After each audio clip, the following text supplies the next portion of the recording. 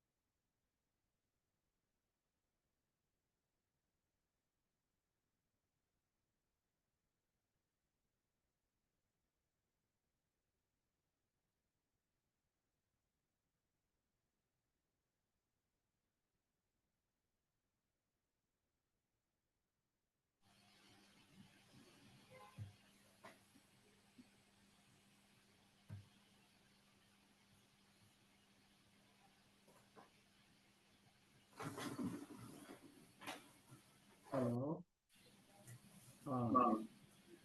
Dr. Padmanabha, are you there? Sir. Hello, sir. Welcome to the meeting. Thank you, sir. And, okay, so Pawan Malhotra, sir. Hello, sir. Yeah, Hello. Dr. Shivamurthy, am I audible? Yes, sir. You are audible. Sir. Thank you so much, sir, for joining. Thank you. So we'll wait for Dr. Sarla Madam to join. If she can. Sure. So we will start immediately after that. Just a minute. Let me make a try of screen sharing. Yes, sir. Please do that, sir. Okay.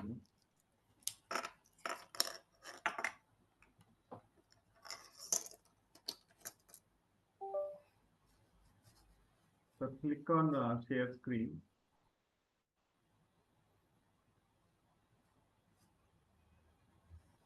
And then on left top corner, you have, screen share is there. Desktop sharing is there.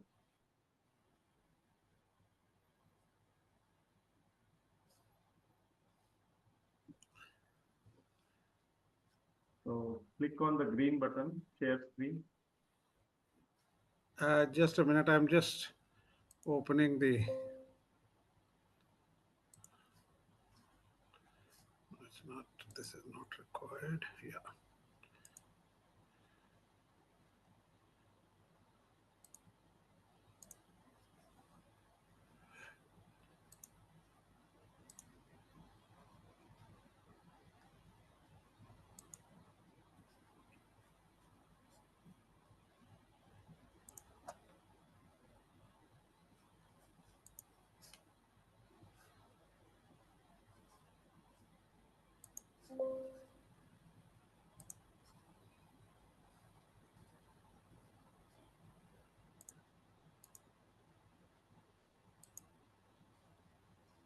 Now it's asking me to save to cloud.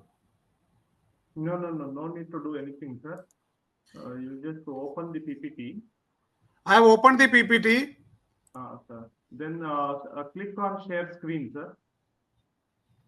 Click on share screen. There is a green button is there in the center. In Zoom. In Zoom. Yes, sir. One is recording. Yeah, green button is there, sir. Yeah, share. Yeah, that's right. Yeah, screen share. On top, you will get on left corner, you will get the screen is there. Entire screen. Yes, sir. Enter screen. Screen on left top corner, you have screen, and then share screen, sir. No, it's not. allowing me to do that. You are on laptop, no, sir? Yeah. Okay, please send me if you want me to, send by WhatsApp, sir. I will share for you. No problem. I will why I'll make you co-host, sir. Want to host, you want to change it.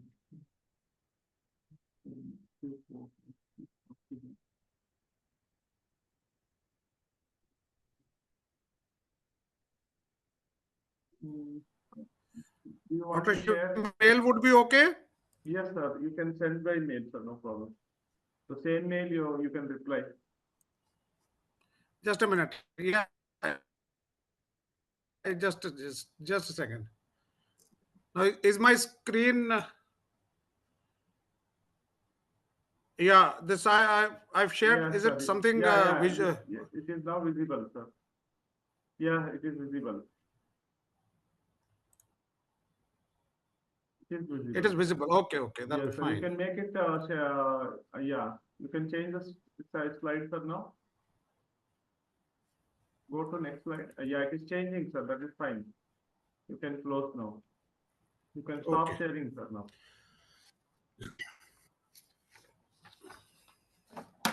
Okay. I'll Thank just you so much. minimize it. You can stop sharing, sir. Yeah, that's Okay. right. Thank you. So, madam is there? Sarla, madam? Yes, Murthy. Yes, madam. So, thank you so much for Good this. evening. Now, I will share the link to all the participants. Good evening, ma'am. Good evening, sir. Good evening. Hi, good evening. Dr. Padmanabha is our today's speaker. Sarala ma'am is my teacher, sir. I'm telling for Dr. Pawan, sir. Okay. Okay. Yeah. Please repeat. I did not listen to what you said. Yeah, Dr. Pawan sir, Dr. Padmanabha is our today's speaker. He is currently professor at the PES Medical College, and Dr. Sarla Madam is the professor and director at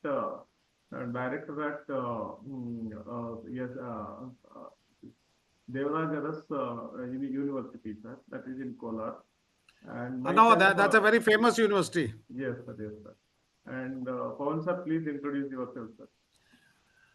Good evening, ladies and gentlemen. Madam, very good evening. I am Dr. Pavan Malhotra.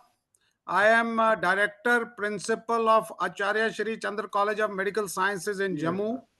Sir, we will do the full introduction later, sir. We will do that. Okay. I am basically a pharmacologist, still a pharmacologist at heart. Yes, after doing administration for approximately 9 years, I am a pharmacologist at heart. Yes, thank you so much, sir. I love teaching pharmacology, and I still teach my students.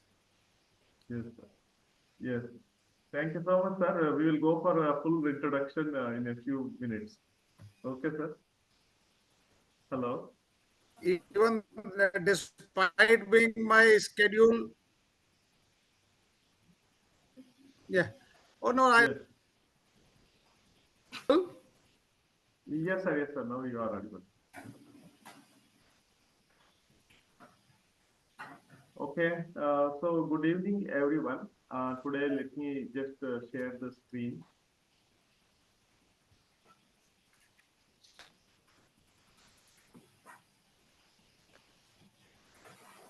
Good evening, ladies and gentlemen. Thank you so much for, we will start with the proceeding.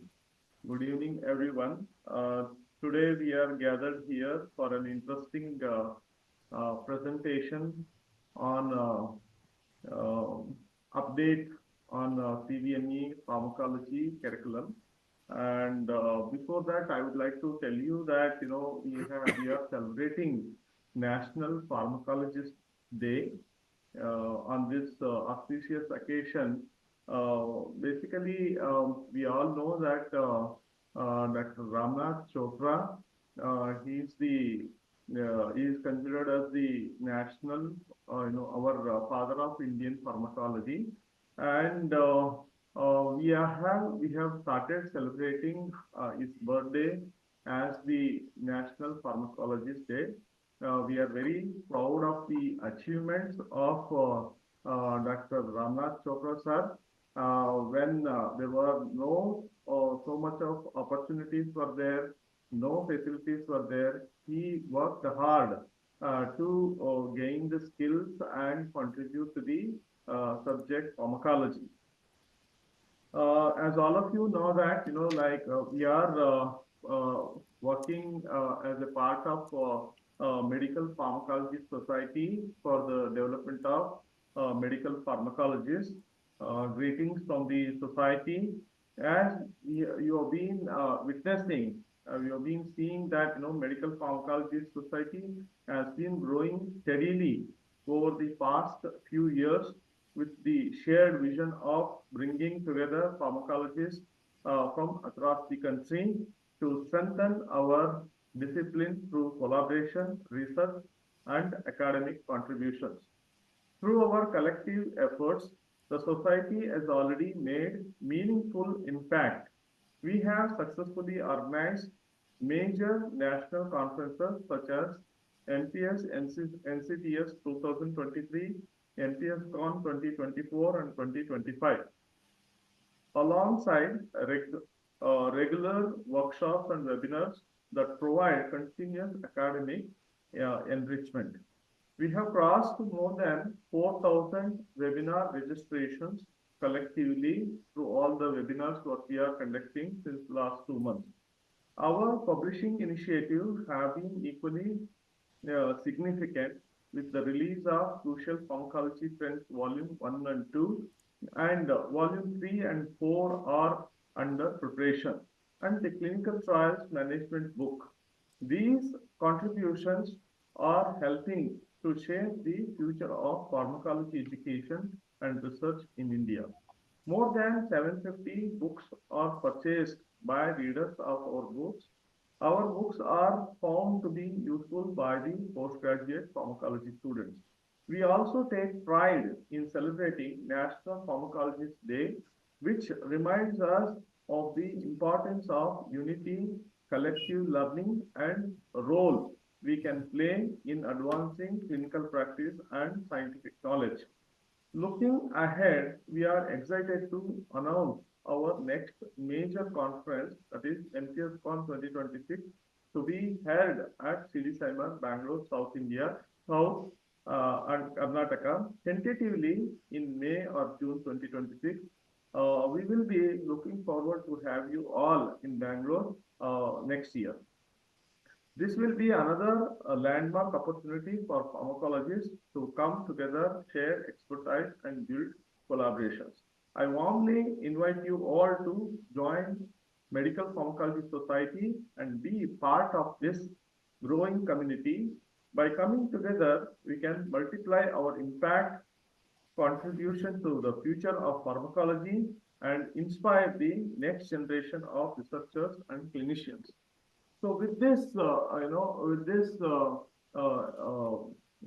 appeal from my side, now I would like to introduce our today's guest of honor, Dr.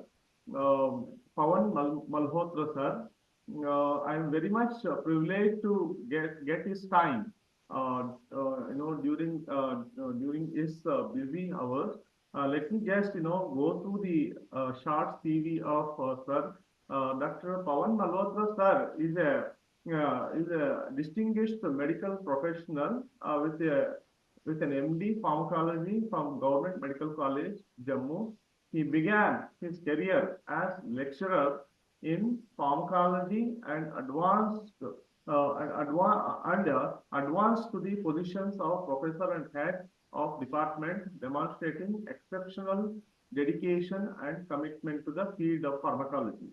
He is currently working as Director Principal at Acharya Sri Chandra College of Medical Sciences and Hospital.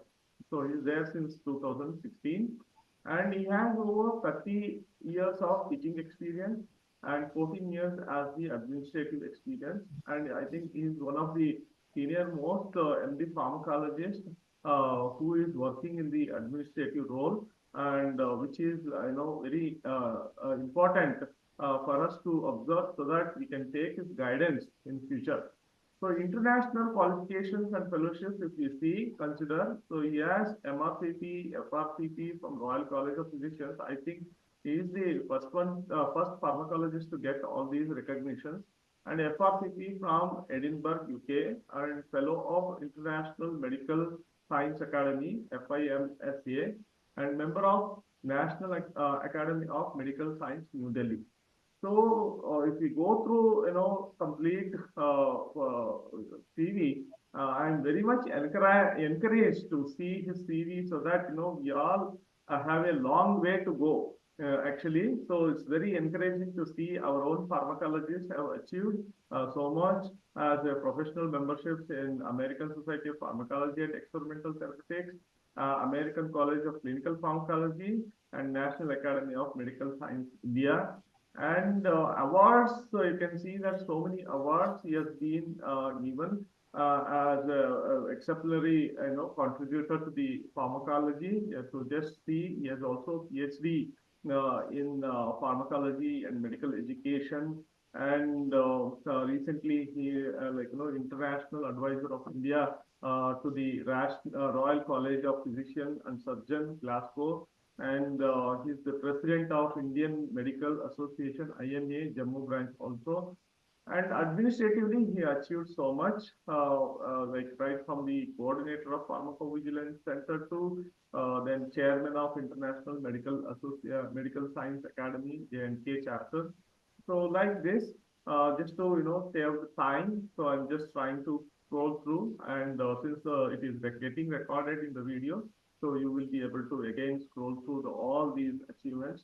Thank you so much, sir, for joining us on this August occasion, and we look forward to hear from you about the, since you are the one of the family member of Ramnath Chopra sir, we would like to hear from you some of your experience with R.N. Chopra sir. Thank you so much, sir. So now you can Well, share. thank you very much, Dr. Shivamurthy. I welcome Dr. Padmanabha, who is the key speaker for today's webinar. A young pharmacologist, I can see a young pharmacologist. So, well, he is a young pharmacologist vis-a-vis I am concerned. Thank you, sir. Thank you. So, Can you please share your to screen speak also? about Colonel Sir Chopra, sorry, yeah, I'll do that. Colonel Sir Chopra is not a person who is not known to anyone. Colonel Chopra, basically, he was just a second. I'm just again I'm stuck up there only. Just click on share screen, sir. I think I've shared it, but it takes some time to. Just locate that button, sir. Share. No, I've shared that. Now the final share is that is not highlighted. Sir, That thing is that I took over, and now you will have to take over again. And I just stopped sharing.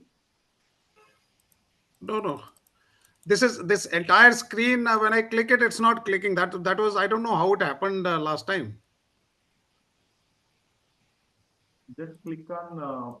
You can start from the beginning, sir. You can say share screen. Click Just on a share second. screen.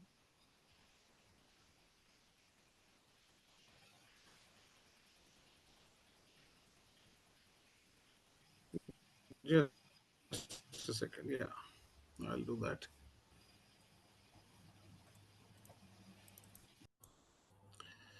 Well, anyway, I'll start Yes, sir. speaking about Colonel Chopra, and simultaneously I'll keep on trying to show the PPT of rare pictures of Colonel Chopra, which I have with me. First of all, I would like to introduce to the August House that I happen to be one of the great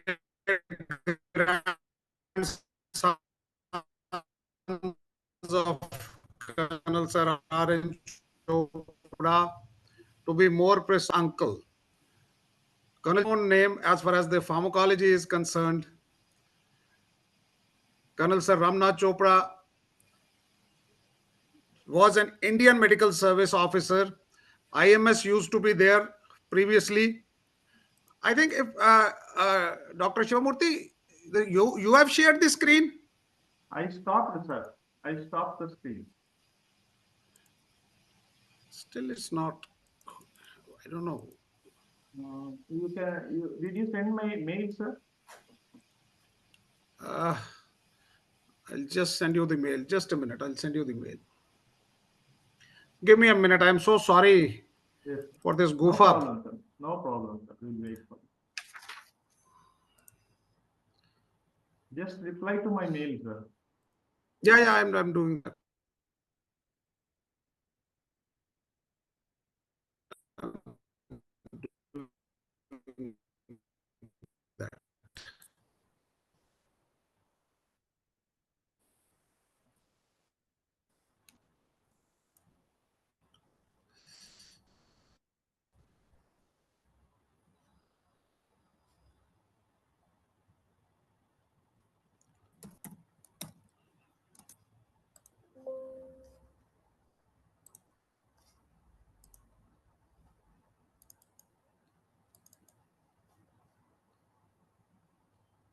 So just to the audience, we are just trying to share the rare pictures of Dr. Colonel Chopra, sir.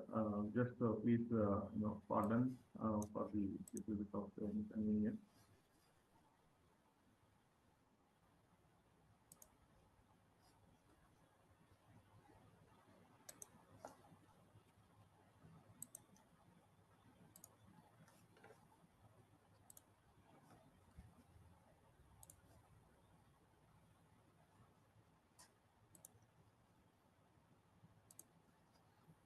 It's very much visible on my screen. I don't know what happened. Why it is not getting shared. Sir, are you on Zoom, sir? You have to look at the Yeah, Zoom. I am on Zoom only. I'm just sending you the mail. Okay.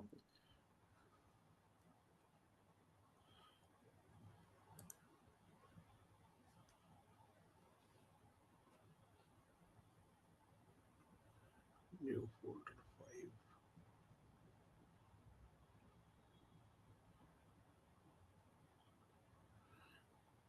Yeah, just give me a minute.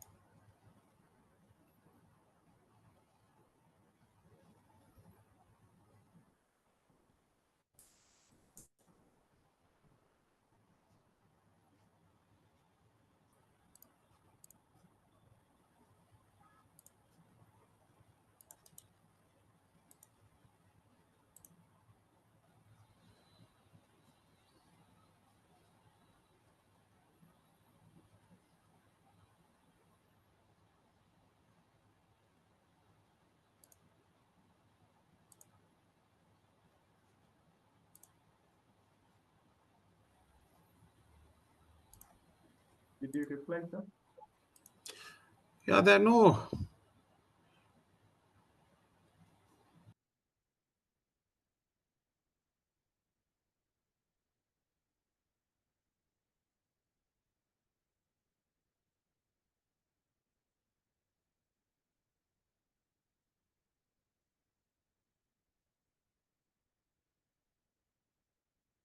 So can we go ahead?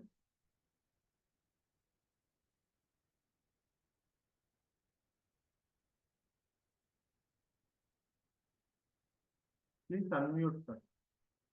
I'm so sorry I kept everyone waiting, but unfortunately this issue is Sir, what you can do, you can log out and log in, sir. That is also, you can log out of Zoom and then log in. sharing of the screen. Yes, sir, you I can I log out sent and. you the mail. Okay, Dr. okay. Shivamurthy, I've sent you the mail. Thank you so much, sir. Just let me just get it and I'll share it with you.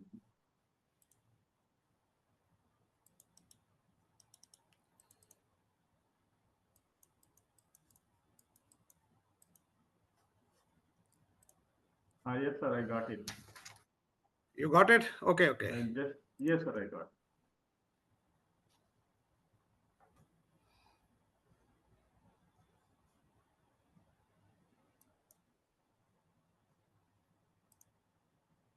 Yes, I'm uploading.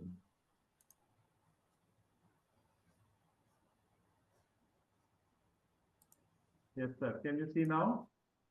Yeah. Yes, please go ahead. So Colonel Chopra, as everybody knows, he was a great pharmacologist. I won't say of his times, but even for the modern day pharmacology, he still remains the greatest. He was an Indian Medical Service officer because in those days when he did his MD pharmacology, there was a service called as Indian Medical Service, like Indian Administrative Service, Indian Police Service. There was an Indian Medical Service, so he joined the Indian Medical Service. He was a doyen of science and medicine in India. Everybody knows that he is considered to be the father of Indian pharmacology for his work in drug development. After his during his service in the army, he established a research laboratory at Calcutta School of Tropical Medicine in 1921, and where he worked as a professor of pharmacology. Colonel Chopra was born on 17th of August, as everybody knows that it is the National Pharmacology Day being celebrated to commemorate his birthday. In 1882, in an affluent family of Lala Raghunath Chopra. He was born in Gujranwala, now in Pakistan. Later on, the family shifted to Jammu and Kashmir.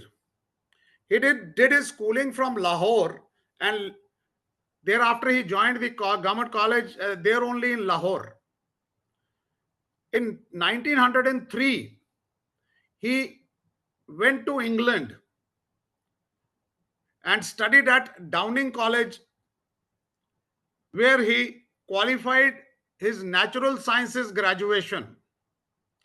He received his Bachelor of Surgery in the year 1908,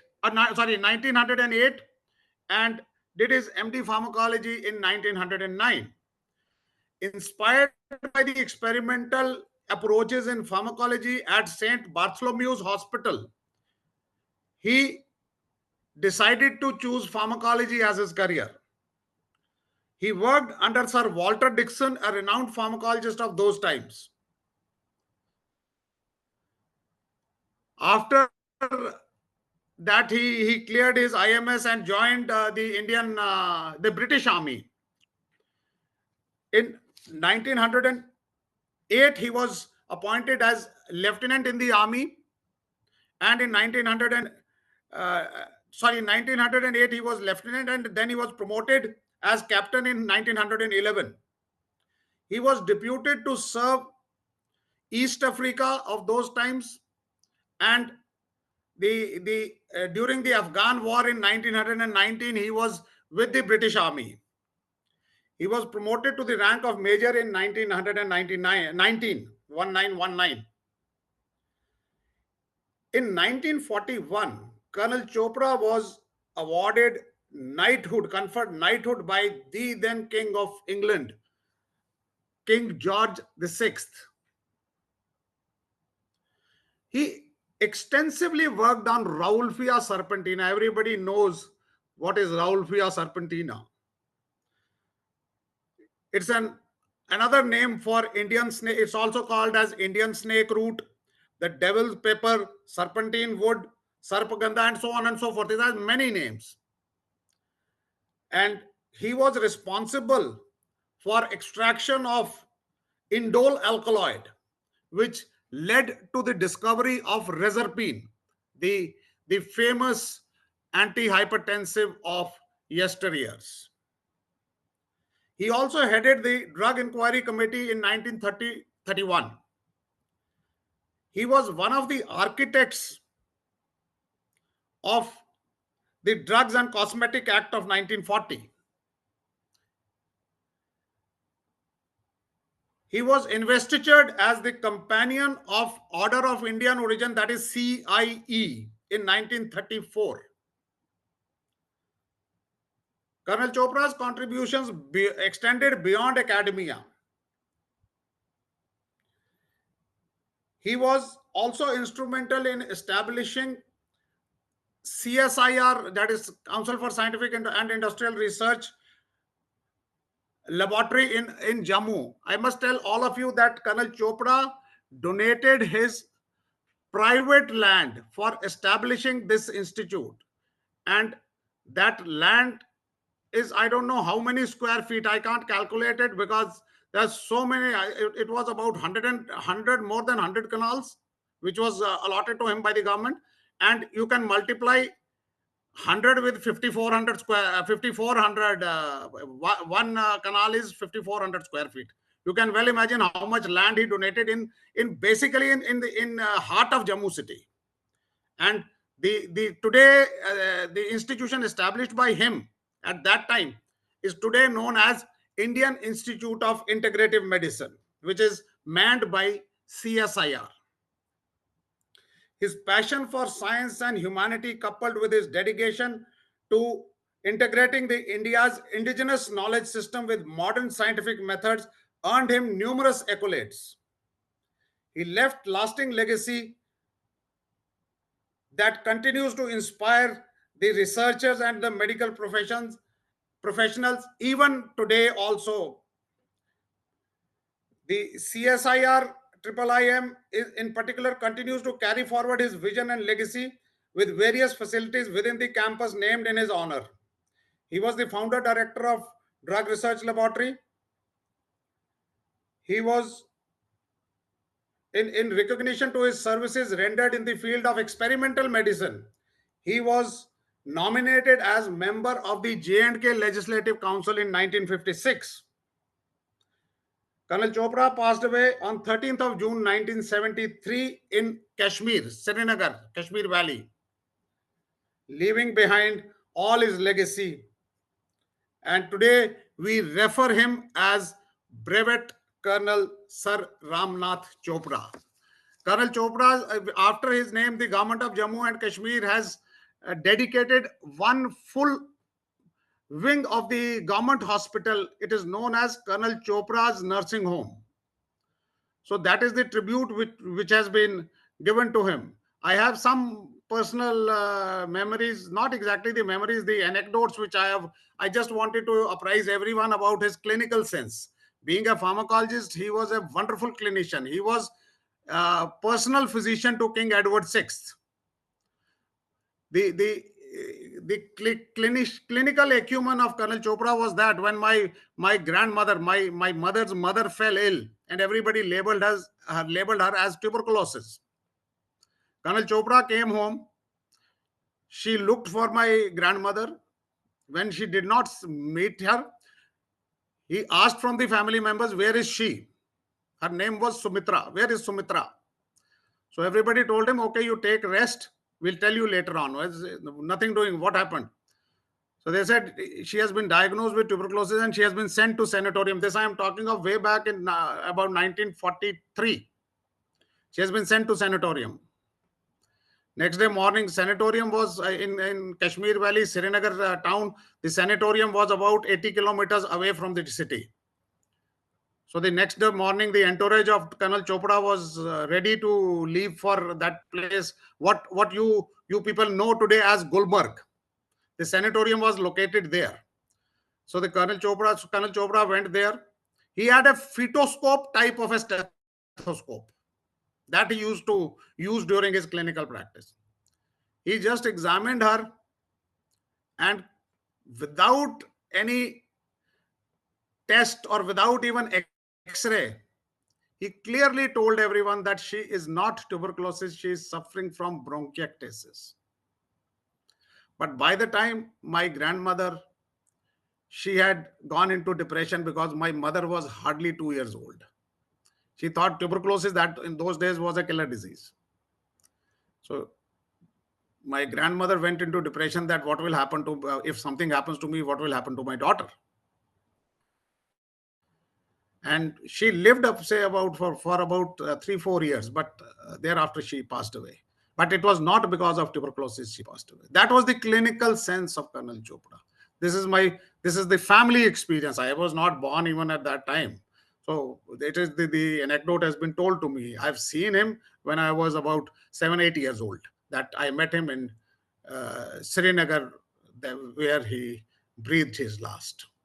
So, ladies and gentlemen, I find myself to be fortunate enough to be part of this family. I'm not carrying his legacy. I will not say that I'm carrying his legacy, but to be a part of that family where Colonel Chopra is also at the top, one of the top members of the family. And moreover, I must tell you, all the Colonel Chopra's two, including me, the two grandsons are pharmacologists. Another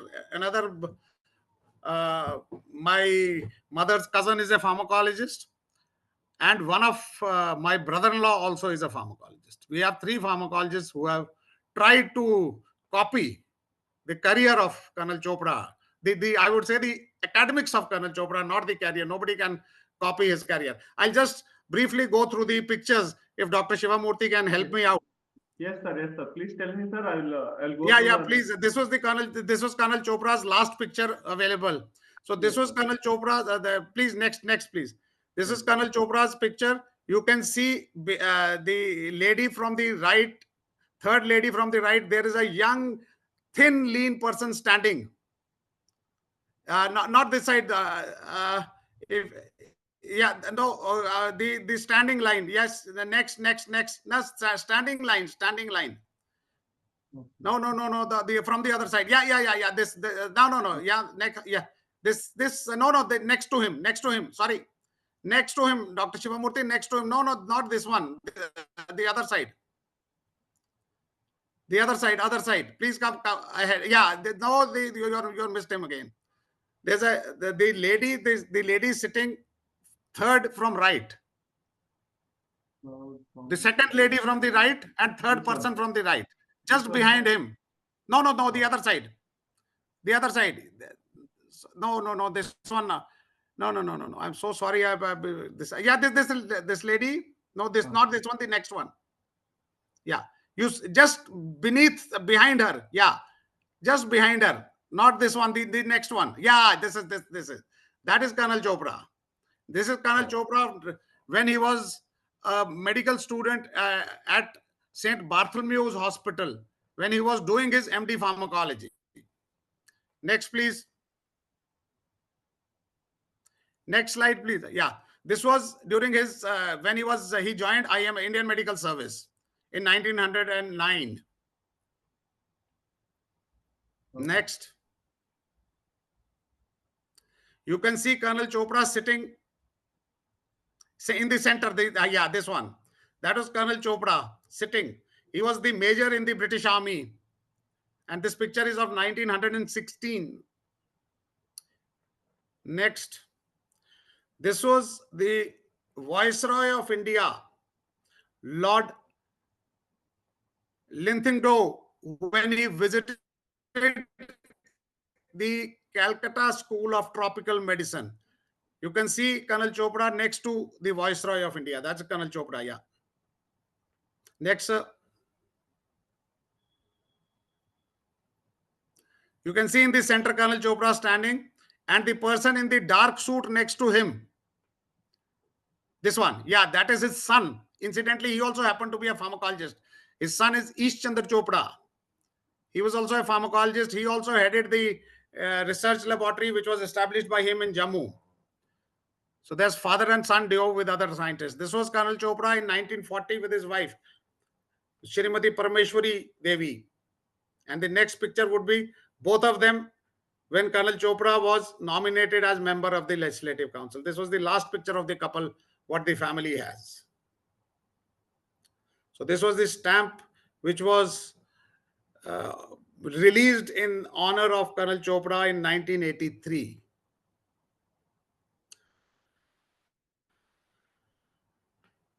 Thank you very much for Dr. Shivamurthy for giving me this chance to speak to galaxy of pharmacologists and medical professionals. So I'm really thankful to you.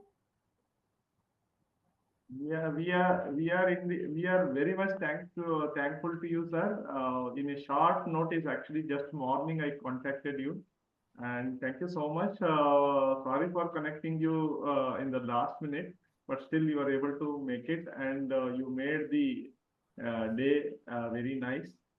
Thank you so much, So and we all my treasure of pictures is now with you. yes, yes, sir. Yes, yes. You know, it's always yours only. It's only like, whenever you feel like, I think I would like to invite you again and again, so that, we would like to hear from you, and so that we keep getting encouraged to be a So good nice. pharmacologist. So thank you so So much. nice of you. So nice of you. I'm here. I'm here only. Yes, sir. And we are also very happy to say that you are our life member also. We look forward to Yeah. have you in our future conferences. Thank you. Thank And you. thank you so much, sir. And Thank you. now Thank we you. will proceed with the next part of our presentation. Now I would like to introduce, sir. I would like to present the certificate of this. This is the certificate of appreciation from our society, Medical Pharmacology Society. Hello. Oh, thank you. So nice of you. Thank you very much. So thank you so much. This is I'll send you So through thank email, you. sir. Thank you, Dr. Shivamurthy. Yes, sir. So next we'll move ahead with the current today's presentation, and I would like to introduce Dr. Sarala Madam before going ahead with the presentation. Um,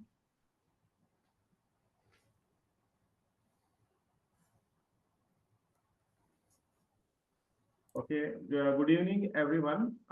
Thank you so much for joining this program. Thank you so much for joining this program. Now, today's chairman of the current presentation is Dr. Sarla Madam. I have the privilege of introducing Madam. She is my senior in WIMS Ballari. So I'm very happy to have a very, highly accomplished educationalist, medical educationalist, to be very specific. She is currently professor and head of the Department of Pharmacology and director of academics at Sri Devraj Aras University, located at Kolar, Karnataka, India. And major achievements of Madam is chairman of Board of Studies and member of Board of Studies and Ethics Committee in various institutions, and she is a NAC assessor also. She is a PhD supervisor, and she is the former adjunct faculty, Department of Medical Education at St. John's Medical College, Bangalore, and conducted various workshops in professions education events, and delivered guest lectures also. She is the resource person for workshops conducted at other institutions also. She has, honor of having the fellow of FAMER, PSC Institution of Medical Science, Coimbatore, and then member of National Academy of Medical Sciences also. She is the co-PI of one of the prestigious project, Inspired Study, sponsored by USA sponsor, and she has more than 60 publications in her credit. Now the stage is yours, madam. Please take over, and I will project the PPT of Dr.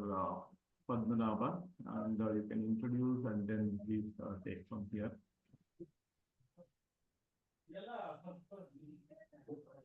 Can you see the slide, madam? No, Shivamurthy, I can't see. You can't see? Okay.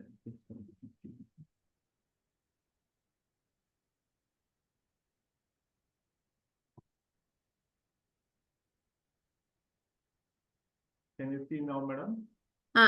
Put it as slideshow. Yeah, thank you. Thank you, Dr. Shivamurthy, for that brief introduction. Now I would like to introduce today's resource person, Dr. Padmanabha. Am I audible, Dr. Shivamurthy? Yes, madam. Yes, madam. Okay. Please go ahead. So he is an undergraduate of SDMC Kolar and he has completed his MD from Bidar. He has got a certificate course from St. John's Medical College, which represents the medical education training, as well as he has undergone training at JIPMA Puducherry. He is pursuing his PhD.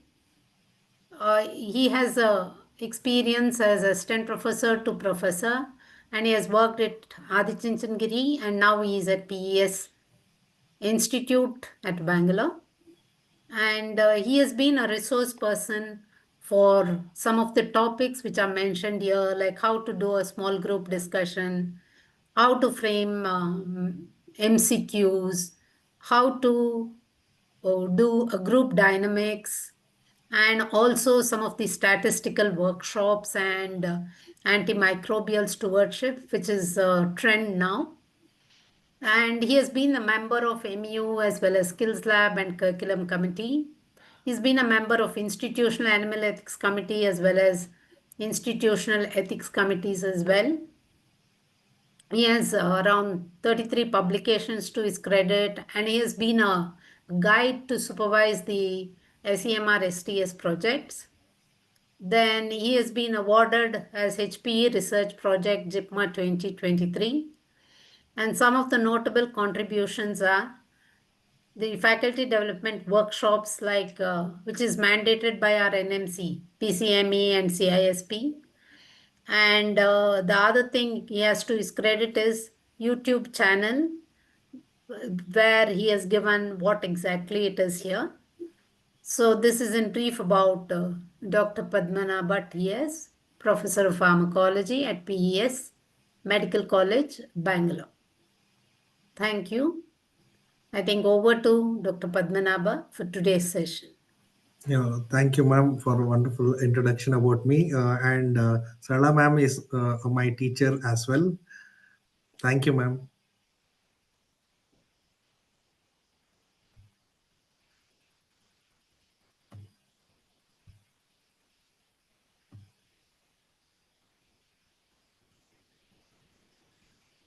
Is my screen visible? Can anybody? Yes, it can. It is visible. Yes, it's Thank you. visible. Thank you, ma'am. Thank you, sir. So can we proceed, sir? Yes, yes. Please go ahead. Okay. Good evening, all. So we'll start the session, and this session is dedicated. This webinar is dedicated to Sir Ramnath Chopra, sir. And I thank the MPS for giving this opportunity to deliver this webinar. So coming to the session, so the session topic is CBME in focus, the new pharmacology curriculum and assessment blueprint, 2024 NMC update.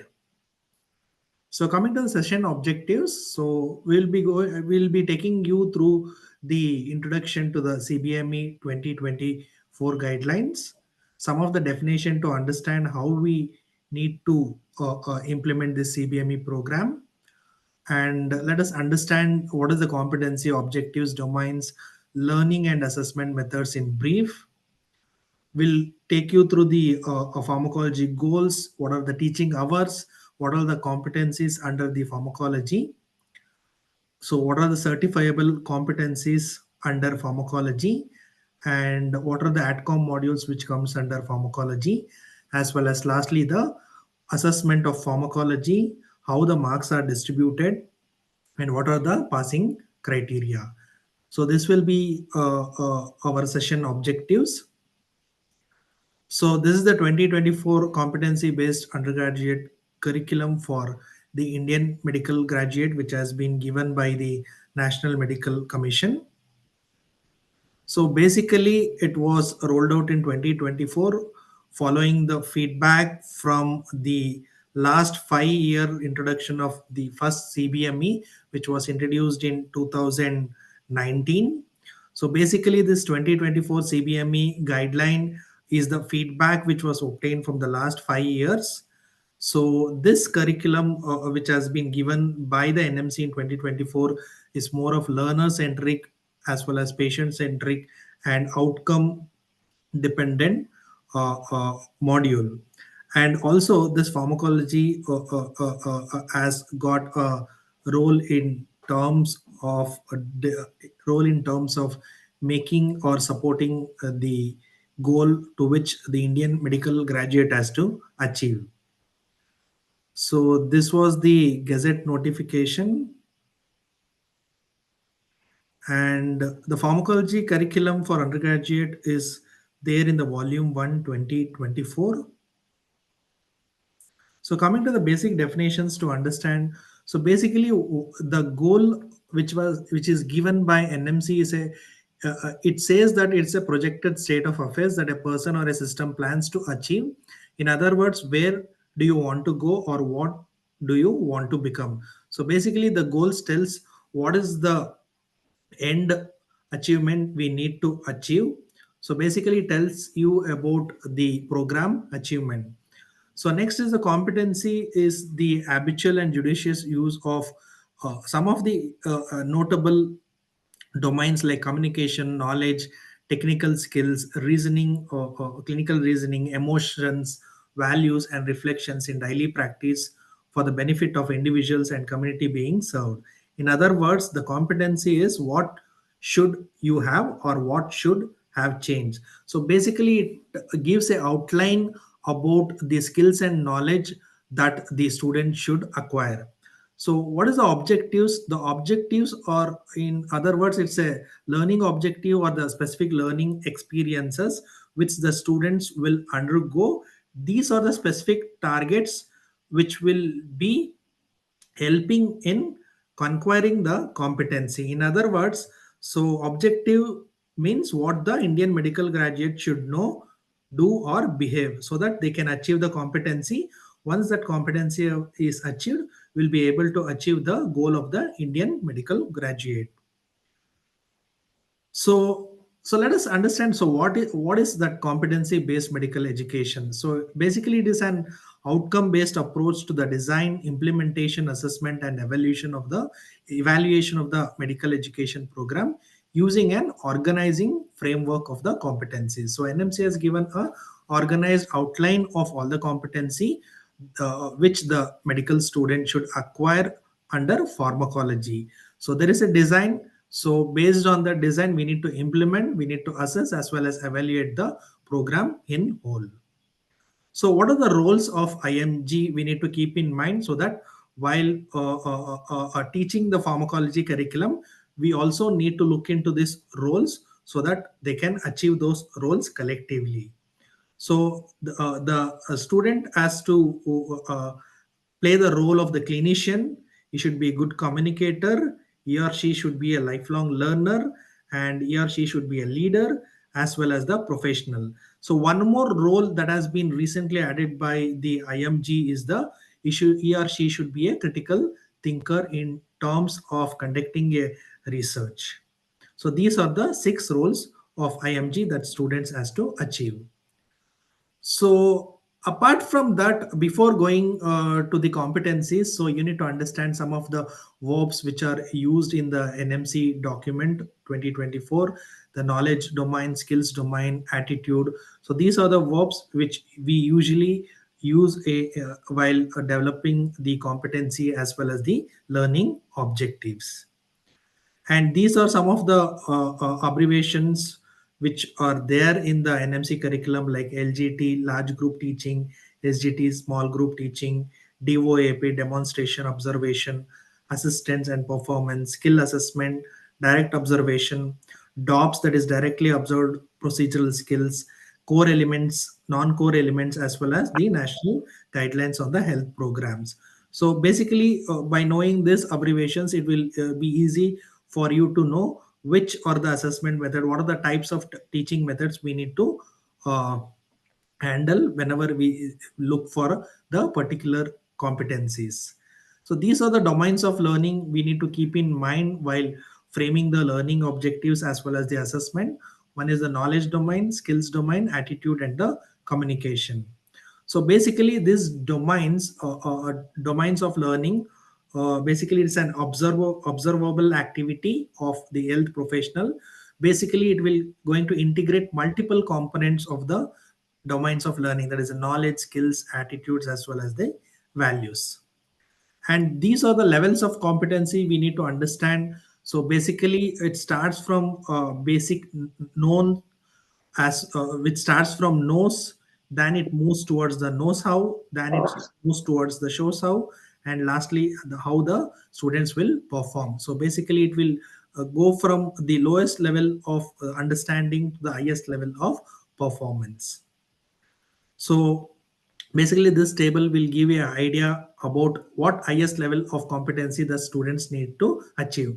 Once he or she is able to achieve the performance, that means to say he or she would have acquired all the knows how, and shows how component. No need to conduct or evaluate any particular assessment to know the knows component or knows how component or shows how component. So coming to the Miller's pyramid, which tells you about the how the professional expertise will takes place from the lowest level, that is the cognition, to how behavioral changes will occur. So knows knowledge component, knows how the competence, and shows how will tells you about the performance, and does is the action. So next, it has been linked with the Bloom's taxonomy as well as professional development, where we need to understand how the undergraduate will travel through the knowledge component comprehension, where the higher order application skills, analysis, synthesis will take place, and with the time passes, he will become an expert. So coming to the four stages of competency. So basically, whenever we start teaching, the students will be in a unconscious incompetent state, and later with the time period they'll going to conscious incompetence. Later they will be doing the task with conscious competence, as well as later they'll be performing the activity with unconscious competence. So this is the level what we need from our student. But once they reach conscious competence, it will be enough that with the help of their practice and with the help of their experience, they will be reaching the unconscious competence stage. So this is how they begin with the no voice, and they will become an advanced beginner, they will become proficient, and with the time passes they will become a expert with the practice. So coming to the pharmacology in particular, the pharmacology has been given a code PH, and it's in a page number 98. It starts from page number 98. And this it is there in the content volume 1. So pharmacology PH, it's there in 98. Next, this is the topics and competencies in phase 1 and phase 2, which is given in volume 1. So under pharmacology, under new 2024 guidelines, it has been divided in pharmacology has been divided into topics. So number of topics we have is the 10, and from the 10 topics we have 92 competencies. 92 competencies.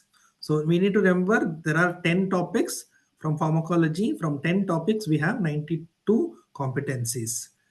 So this is just I'll go through this. These are there in the document. So just to understand, there is a number which is given for each subjects, like PH for pharmacology. Here I have shown physiology. Competency will be there, domain will be there, knowledge, knows how, shows how, performance, whether it is a core component, what are the teaching methods and learning method that we need to use for to achieve those competencies, as well as what are the suggested assessment methods. And also in the last column they are given the number of times that competencies that needs to be certified. So these headings we need to keep in mind. And also they are given a example of how to derive the learning objective in terms of at each level, like knows, knowledge component, comprehension component, as well as shows how, and performs component. And also the document helps you in organizing the large group or small group teaching based on the learning objectives.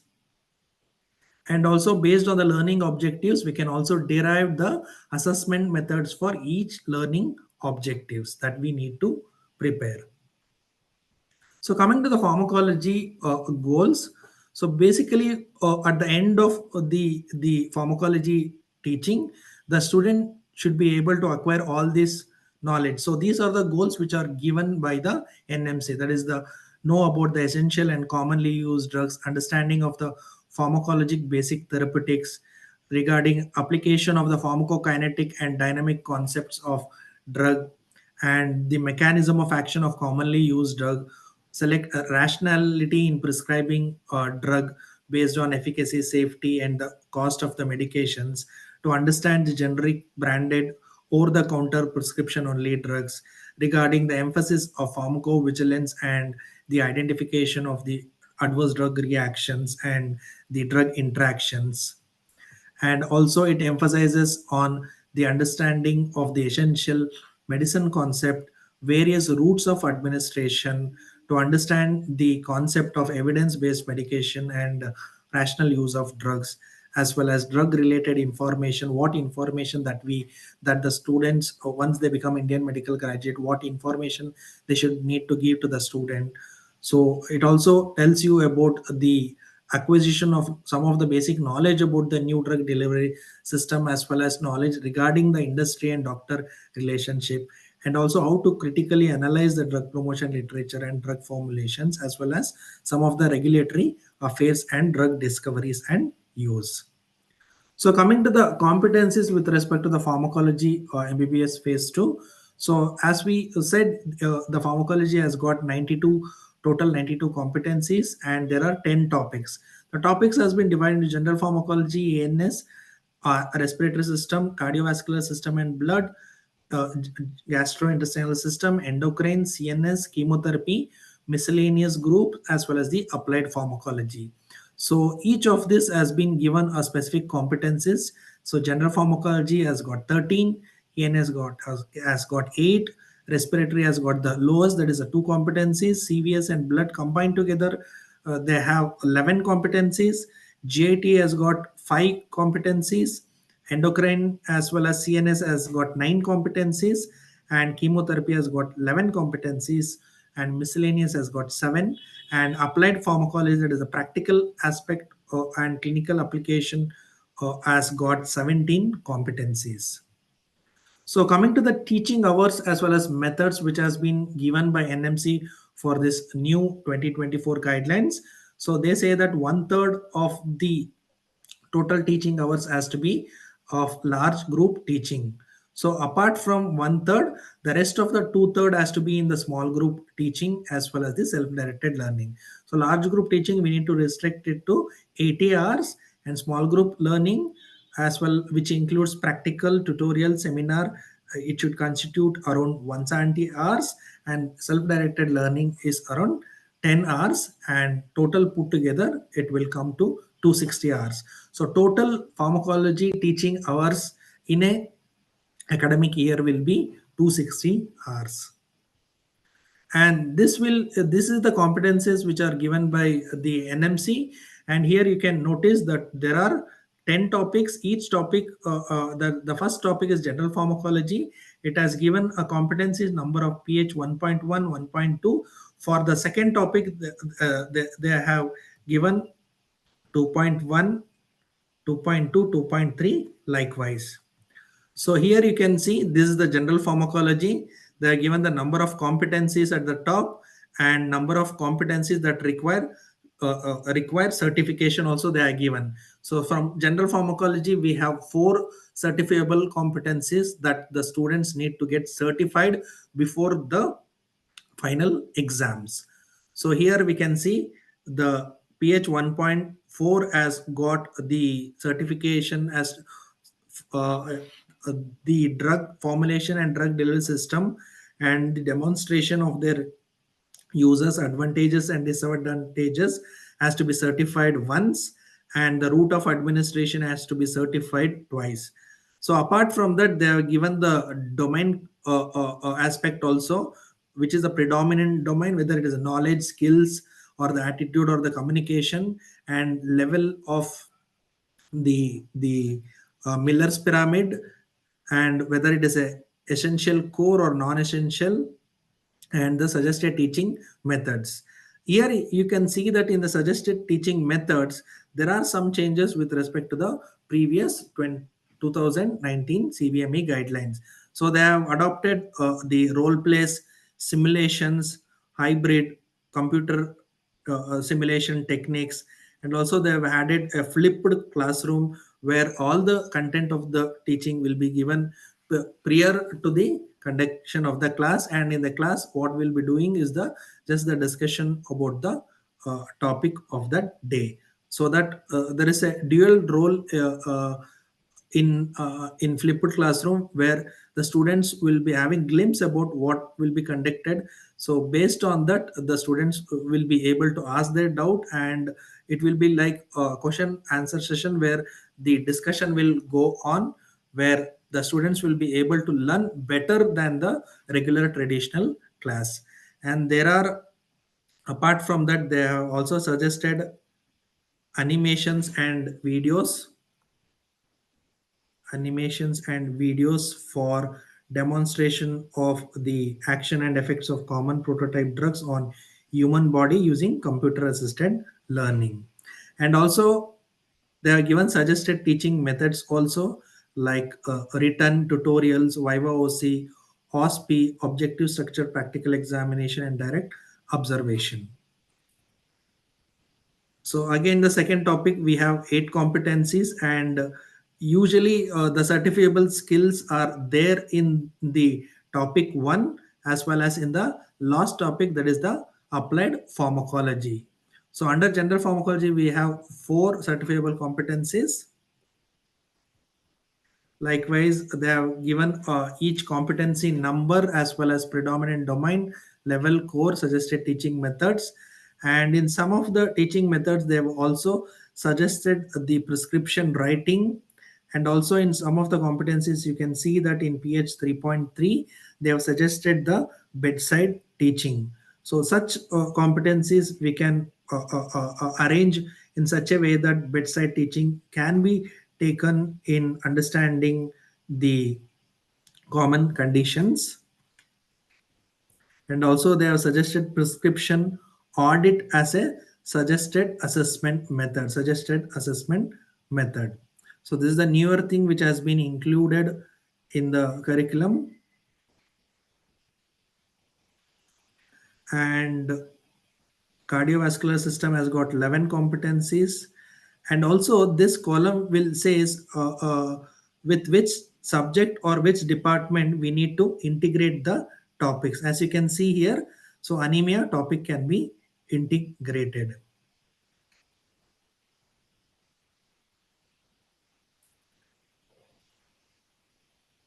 And as we move further, so these topics till 2nd to 8, it doesn't have any certifiable skills.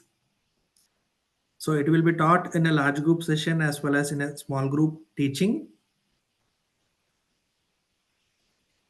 So here we need to concentrate is the applied pharmacology topic, where we have 17 competencies, and number of competencies that require certification is the 7.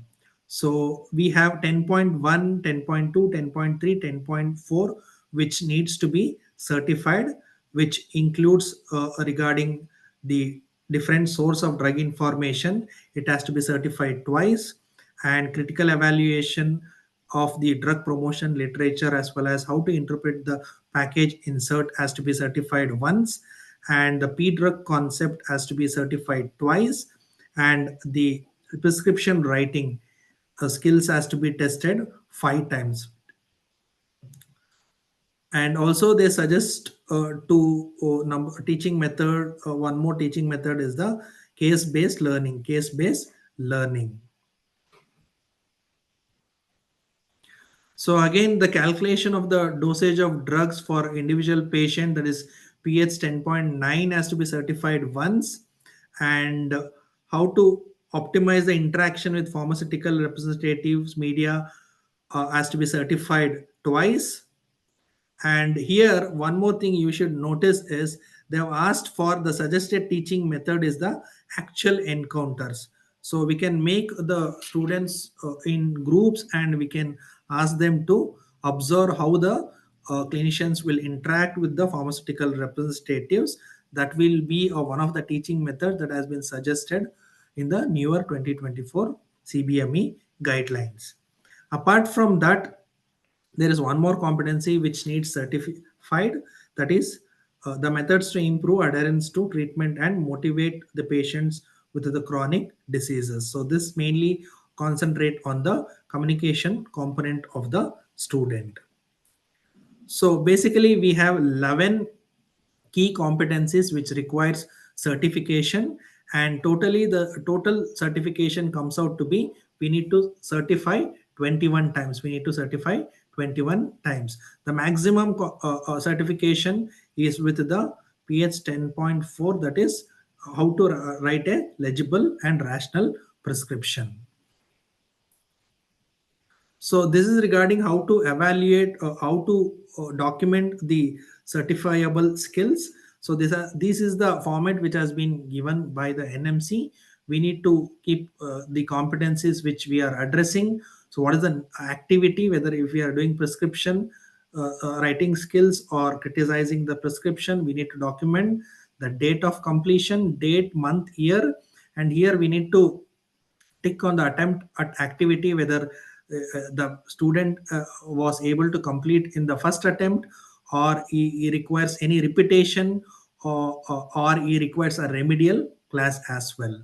And also you need to rate whether the students were based on the teacher's experience, whether he was able to achieve the level of competency what we expect, whether it was below expectation, whether it meets the expectation or exceeds expectation, or otherwise we can have a numerical score also. And decision by the faculty, completed, repeat, and whether it requires remedial action.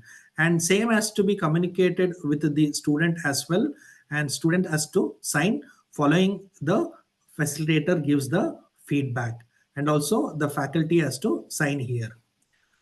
And one more thing, the document clearly says is the recommended action whenever the learner is unsuccessful. So what we need to give the learner is not achieving what we expect for that competency. So we need to give continuous feedback. Feedback should be constructive one, and ask them to repeat it. So if they are not able to complete after two repetitions also, the NMC document says that learner must review videos if it is available, and work with the faculty prior to retaking the activity. So we can allow twice for repetition.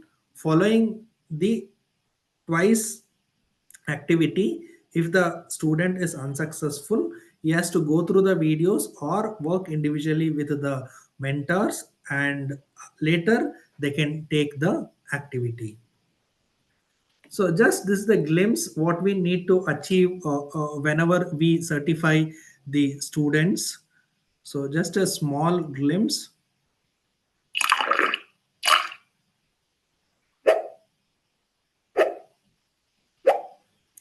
So what we understand from this is, so basically there are three different types of students where they acquire a basic skills, and they will be having difficulty to move forward to the subsequent steps. That is, for example, if we consider it as the level 1, level 2, and level 3, like the beginners, intermediate, and the advanced. So if they are at the beginners level, what we need to give is, we need to give a continuous feedback, get them retraining or reactivity has to be done, followed by, once they reach a intermediate, again we need to give a feedback, retrain, so that they till achieve the level 3 or the advanced level. This process has to continue. Similar to the, this model is called as tea bag model, where the dipping technique means you give repeated feedback so that he achieves the intermediate level, followed by advanced level. So the students will be a different level. Some students may achieve the level 3 in the first attempt as well, and there are some students who would be in a beginner's level, which may require repeated feedback, repeated retraining, so that they will achieve the advanced level before they take the final exams. So only when they reach the advanced level, they, we can certify them as competent enough to perform this activity. So this we need to keep in mind. So this color says that the infusion of, you can think as infusion of the knowledge, where in the beginning stage the infusion of the tea into the hot water will be less. Once you dip it further twice or thrice, the infusion of the knowledge will be more. And once you dip correctly with thrice or many times, this infusion of knowledge will be completed. So this tea bag model should be kept in mind while we certify the competencies. And the NMC has given a brief how the logbook has to be there. So this is the basic information, and logbook should have a certificate so that you can certify that the student has done so and so activities, and it should also consist of general instructions. So coming to the academic weeks, so what is the number of academic weeks we have in our curriculum? So each academic year will have at least 39 teaching weeks with a minimum 39 hours a week. So every week the teaching hours will be of 39 hours. And as we discussed earlier, large group teaching should not exceed one third of the total allotted hours for the subject, and two-thirds of the total allotted hours should include like small group teaching, which includes interactive session, practicals, clinical discussion, small group teaching, self-directed learning, tutorials, which altogether constitute the small group teaching. And also, while doing the small group teaching or any large group teaching, learning process should include the clinical experiences. It should be a problem oriented approach. We need to include case based studies and community health related activities. And more of the teaching session should be of learner centric method. Teaching should be of learner centered, which will include early clinical exposure, problem based learning, case based learning, case studies, community oriented learning, self directed integrated learning, and experiential learning. And they can also learn from the elective modules as well. And also, teaching and learning should be in a such a way that it should be aligned and integrated across the specialities, across the phase, that is horizontal integration and vertical integration through the phases. And also, it says that once the candidate fails in the phase 1, whether let it be a regular university examination or a supplementary university examination, so the students will be able to join to the phase 3 and part 1 training. However, he shall not be allowed to appear for university examination of phase 3 unless he completes or passes the phase 2 examination. So carry forward is allowed. And basically the phase 2 has got 12 months, which includes the topics like pathology, pharmacology, microbiology, and also it will have other components of the phase 3 part 1 as well as part 2. Along with that, it also includes ATCOM module as well. So just a glimpse of the elective modules, which pharmacology will also be conducting the elective modules once the phase 3 part 1 exams are over. Just so there will be a 15 days of the elective postings, one in the pre-para subjects, as well as the second 15 days will be from the clinical subjects. So this will be conducted after the annual exams of phase 3 part 1. So basically the time allotted for our academic year will be of 12 months. Approximately it comes to the 52 weeks, out of which the time available for teaching learning will be approximately 39 weeks. So rest of the time will go for evaluation, holidays, etc. And also we should keep in mind that approximately 20% of the allotted time of phase should be utilized for integrated teaching learning with other subjects. So we need to align properly the horizontal integration as well as the vertical integration. And also it specifically specify, NMC specifies that we need to give exposure to the skill lab in each phase in for each subject, that should be weekly or fortnight once. So this is the electives. So these are the objectives of the elective we should keep in mind when we are preparing the elective modules. And also they say that 75% is a must in case of elective modules. It should have a logbook which has to be maintained by the students, and this has to be submitted before the university exams. Coming to the alignment and integration teaching, that is the AIT teaching.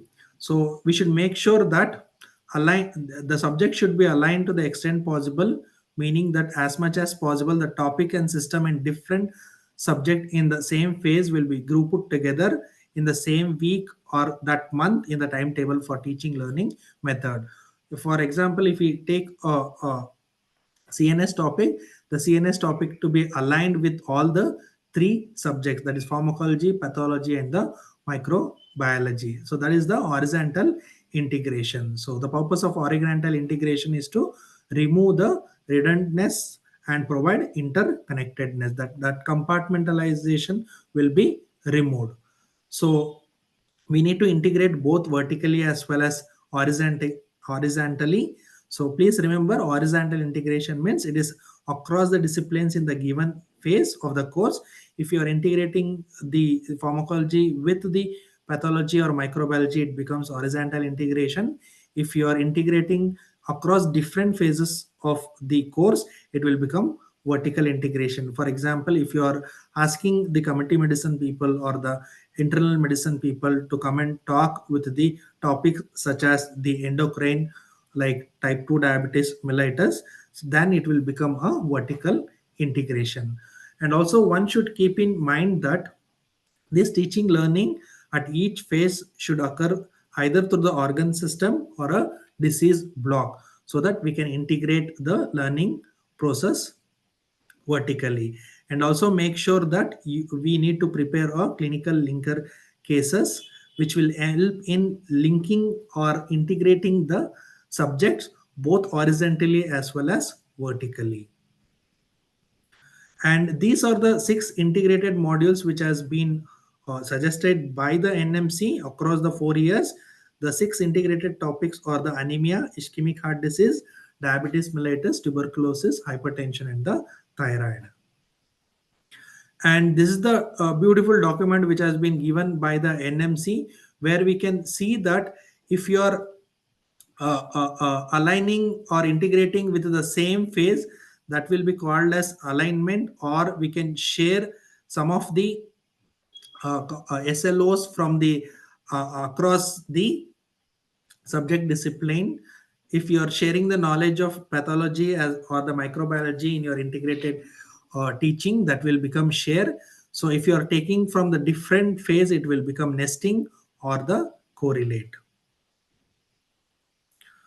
There is one more module which will be taught across the MBBS curriculum. That is the module for prescription writing, where pharmacology can be integrated vertically with the clinical department to teach the prescription writing skills. So basically, it is vertically integrated with the general medicine. So coming to the assessment of the pharmacology and its eligibility criteria.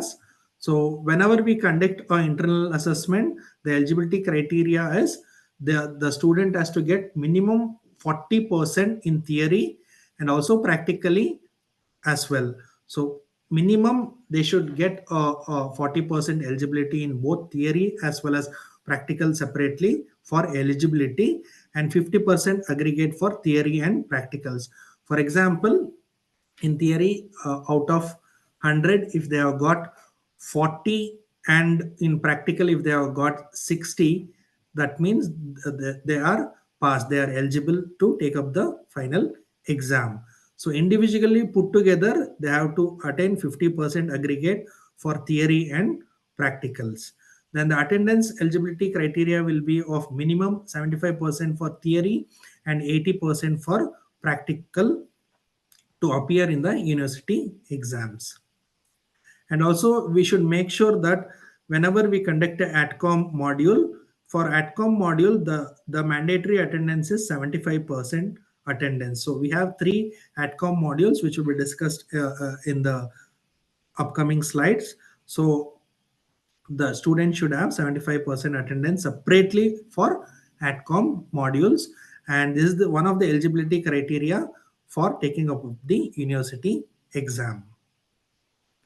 And learners who do not have at least 75% attendance in electives also will not be eligible for third professional part 2 examination as well as the next exams. So we need to be careful that the student should be aware that for electives also the student should have at least 75% of the attendance. So coming to the internal assessment, how we can conduct an internal assessment. So basically internal assessment can include multiple methods of assessment. It can be in terms of seminar, it can be in terms of clinical case presentation, it can be in terms of preparing of clinical case for discussion, clinical case study, problem solving exercises, participating in a project for healthcare in the community, or the quiz or the certification of competencies, museum studies, logbook, SDL, self-directed learning, all those can be a part of the assessment. So whenever we do an internal assessment, it should include both subjective and objective assessment. The objective means the MCQ ones which clearly defines whether it is right or a wrong. So many times subjective will be of Viva OC type of method. And please remember, internal assessment shall not be added to the summative assessment. But the internal assessment marks will be displayed under a separate column in a detailed marks card. So internal assessment will not be added to the summative assessment. Internal assessment will be acting as a eligibility criteria for a student to appear in for the final exams. And for internal assessment, they have suggested for each subject will be of 100. So theory will be for 100, and practical we need to conduct for 100 marks. So internal assessment we need to conduct 100 marks for theory and 100 marks for practical. So coming to the certifiable competencies. So learners must be required to achieve the certifiable competencies for that phase. So here we have 11 certifiable competencies which needs to be certified, 21 types. The same has to be documented in the logbook appropriately, and this will act as one of the eligibility criteria for them to appear in the final exams. And also the NMC particularly gives a statement that there shall be no less than 3 theory as well as 3 practical internal assessment. So we need to conduct a minimum of 3 theory internal assessment and minimum of 3 practical internal assessment. And also we need to give a weightage for a logbook which includes the skill certification, that is the certifiable competencies which needs to be assessed, and we need to give 10 to 20% of the internal assessment marks has to be allotted for logbook. And as we discussed, learner must secure at least 50% of total marks combined together, theory and practical, and minimum eligibility marks is 40% for both theory and practical. Put together they should get a 50% aggregate marks. And coming to the remedial activities which has been suggested by the NMC. So if the student has got any deficiency with respect to the above criteria, with respect to the attendance or the marks, or the with respect to the electives deficiency, or with respect to the certifiable skills deficiency, what we can do. So it clearly state that during the course of time, if they are not able to achieve the expected level of competency or expected level of proficiency, so make sure that it has to be informed to the students as well as parents. It has to be intimated much prior, so that they will be aware of whether they will be detained or not, so that there will be sufficient time for remedial measures. So remedial activity has to be given to improve their internal assessment marks. If any certifiable competencies or if there is any deficiency in the marks, we need to ask them to attend the remedial classes. And if they can achieve the certifiable competencies as well as they can improve the internal assessment marks, they will be able to sit and write the final exams. And basically again, all those remedial class has to be documented and kept. All those will be documented and kept. So what happens if, in spite of all the measures, if the student still not meeting the criteria to be eligible for regular exams? So what we need to give is the remedial measures has to be taken just before the main exams. So even with that, if they are not able to achieve the expected level of proficiency or competencies, so we need to offer remedial for the same batch of student for supplementary exams, So who will be eligible for supplementary exams? So if the candidate or the student's attendance is less than 60%, they will not be eligible for university exams. So if for when we consider attendance, he or she will be allowed for remedial measures only if, or only if he or she has got attendance of more than 60% for each component. Only if the attendance is more than 60% for each component, only in such cases they will be allowed for remedial measures, which will be conducted just before the university exams. If they are less than 60%, they should take the supplementary exams. So remedial class should be planned for whom? It should be planned for the students who have missed regular classes on the genuine grounds, and we need to ensure that all certifiable competencies are achieved. And those students who are having less than 75% in theory and 80% attendance in practicals, they cannot appear for university exams, but they can appear for supplementary examination provided they attend all the remedial classes organized by particular universities, and they should achieve the minimum 75% attendance for theory and minimum 80% for practicals. And students whose attendance is 60% and above shall be eligible for remedial classes. If they are less than 60%, they'll sit for supplementary exams. Even before the supplementary exams, they need to attend the remedial classes so that they can achieve the 75% for theory and 80% for practical classes. And coming to the university examination pattern, where it will have different sections of questions, where it will be structured as long essay questions, short essay questions, as well as it includes multiple choice questions.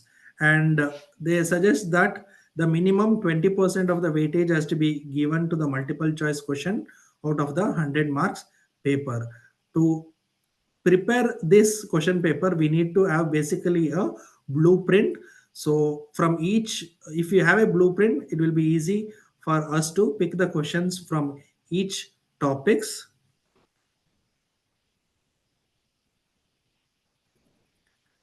And again, the criteria for passing in the university examination will be same as that of the internals, where cumulatively they should get a 50 marks in university exams. That means theory and practical put together, they need to get the 50%. So not less than the 40% separately. So minimum in each paper, they have to get a minimum 40% marks in aggregate, both theory papers together, put together. So if they get practicals 60%, they'll be regarded as pass.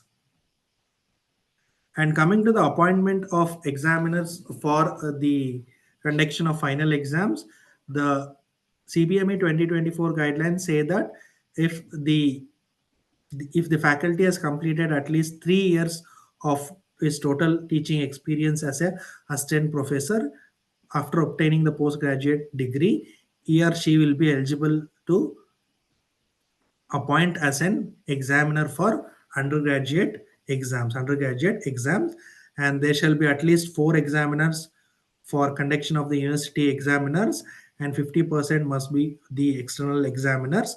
So means out of 4 examiners, 2 will be the internal and 2 will be the external examiners. So out of 4 examiners, the one senior most internal examiner will be acting as a chairman as well as the coordinator to look over the examination activities. And if a university is having more than one college, there shall be a separate set of examiners for each college, and external examiner can be appointed from outside the college or the outside the university or the state or the union territory. And the chairman or the board of paper setter who will be from the internal examiners, and he or she will be moderating the theory question papers.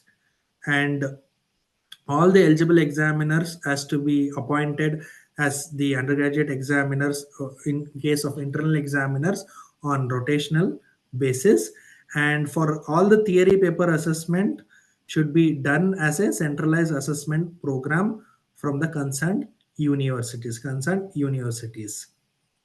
And it clearly state that there shall be no grace marks to be considered for passing in an examination. So there are no grace marks to pass the student in the final exams. So coming to the supplementary university exams, the candidate who fails the phase 2 regular university exams or the supplementary university exams shall be allowed to join the phase 3 part 1, but however they need to clear phase 2 exams before appearing for the phase 3 part 1 exams. And also there is a one more concept that has been brought out in the NMC document is the mentor-mentee concept, where it says that each college should have a mentor-mentee program, and the ratio of students to the mentor will be of 1:3. And who can act as a mentor can be from all the disciplines, from the level of professor or HOD to assistant professor. So assistant professor and above can act as a mentor, but not the senior assistant according to the document. And it will be of vertical mentorship, where once the fresher batch comes, again 3 students will be added to the group, and likewise the senior mentees can guide the freshers in terms of the academic activities. And we need to go through this annexure which has been given by the NMC, which are very very important in terms of planning and implementing our pharmacology curriculum. So these are the annexure. I'll go through some of the important annexure. So annexure 1 gives you about the ATCOM module teaching and the assessment. It also suggests the ATCOM blueprinting for various university papers, as well as for the who will be the module leader or in charge for conducting the ATCOM modules. And whenever we plan for the ATCOM modules, we need to select a multi-subject team, and the team will going to decide how it will be planned and conducted. And also make sure that Now onwards, the NMC has suggested that all internal as well as university exam must have a one question or the application based question from the ATCOM in each theory paper. So 5% of the marks has to be given for the questions from the ATCOM module. So it has to be given in both internals as well as in the university exams. So under pharmacology, we have got three ATCOM modules, the module 2.2, 2.3 and module 2.5. So module 2.2 and 2.3 has to be there in paper 1 and 2.5 has to be there in paper 2. 2.2 is regarding the foundation of bioethics, 2.3 is regarding the healthcare as a right, and 2.5 will be a bioethics continued. It is of case studies on patient autonomy and decision making skills. So this is the academic calendar which has been given by the NMC for 2024 to 2025. And from this year, that is the upcoming batch, this is the academic calendar which has been suggested by the NMC for the batch 2025 and 2026. So we'll be starting in the September. It will be of 12 months. So once we start phase 2, it will start from September. It will continue till the August. So we'll have a final exams in the phase 2 final exams in the August 2026. And this is how they suggested the generic model for all the phases: phase 1, phase 2, phase 3 part 1 and phase 3 part 2. And they have suggested the proposed next step 1, compulsory rotating medical internship, and proposed next step 2 as well. So annexure 3 mainly gives about the distribution of the subjects in each professional phase.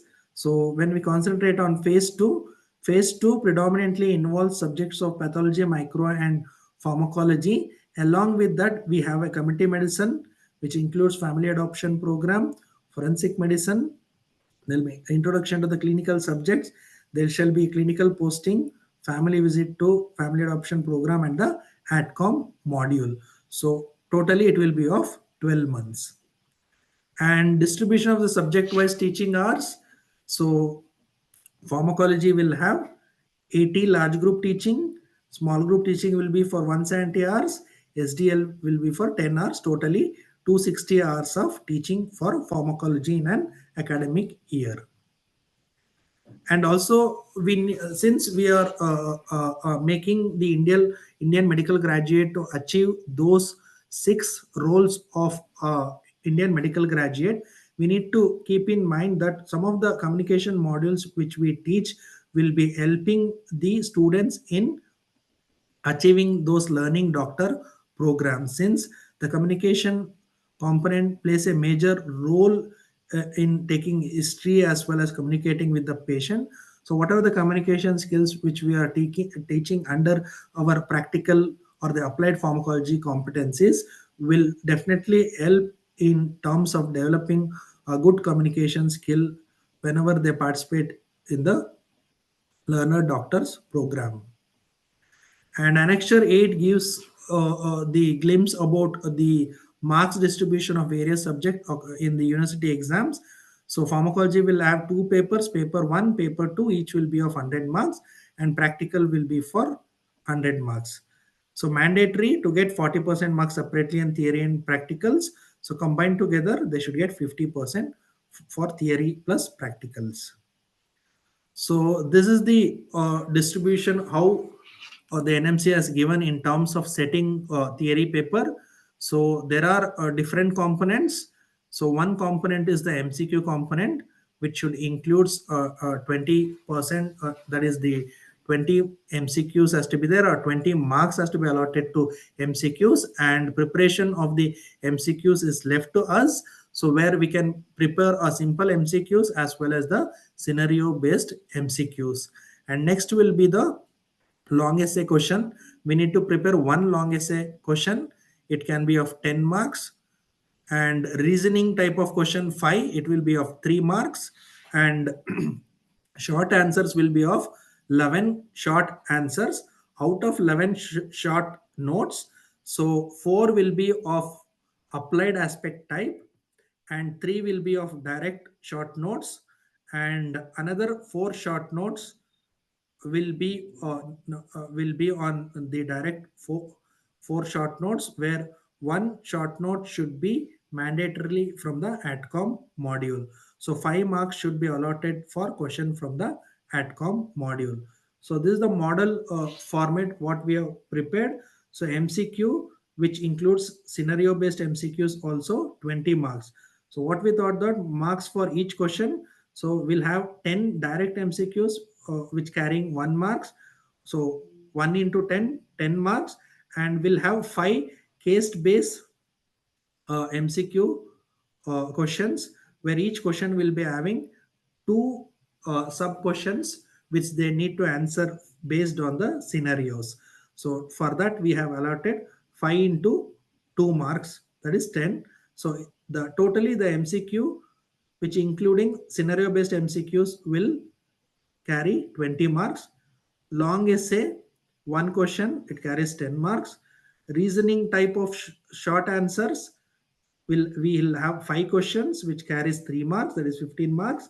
And short notes will have a topics from applied aspects as well as integrated topic. We have 4 questions which carries 5 marks.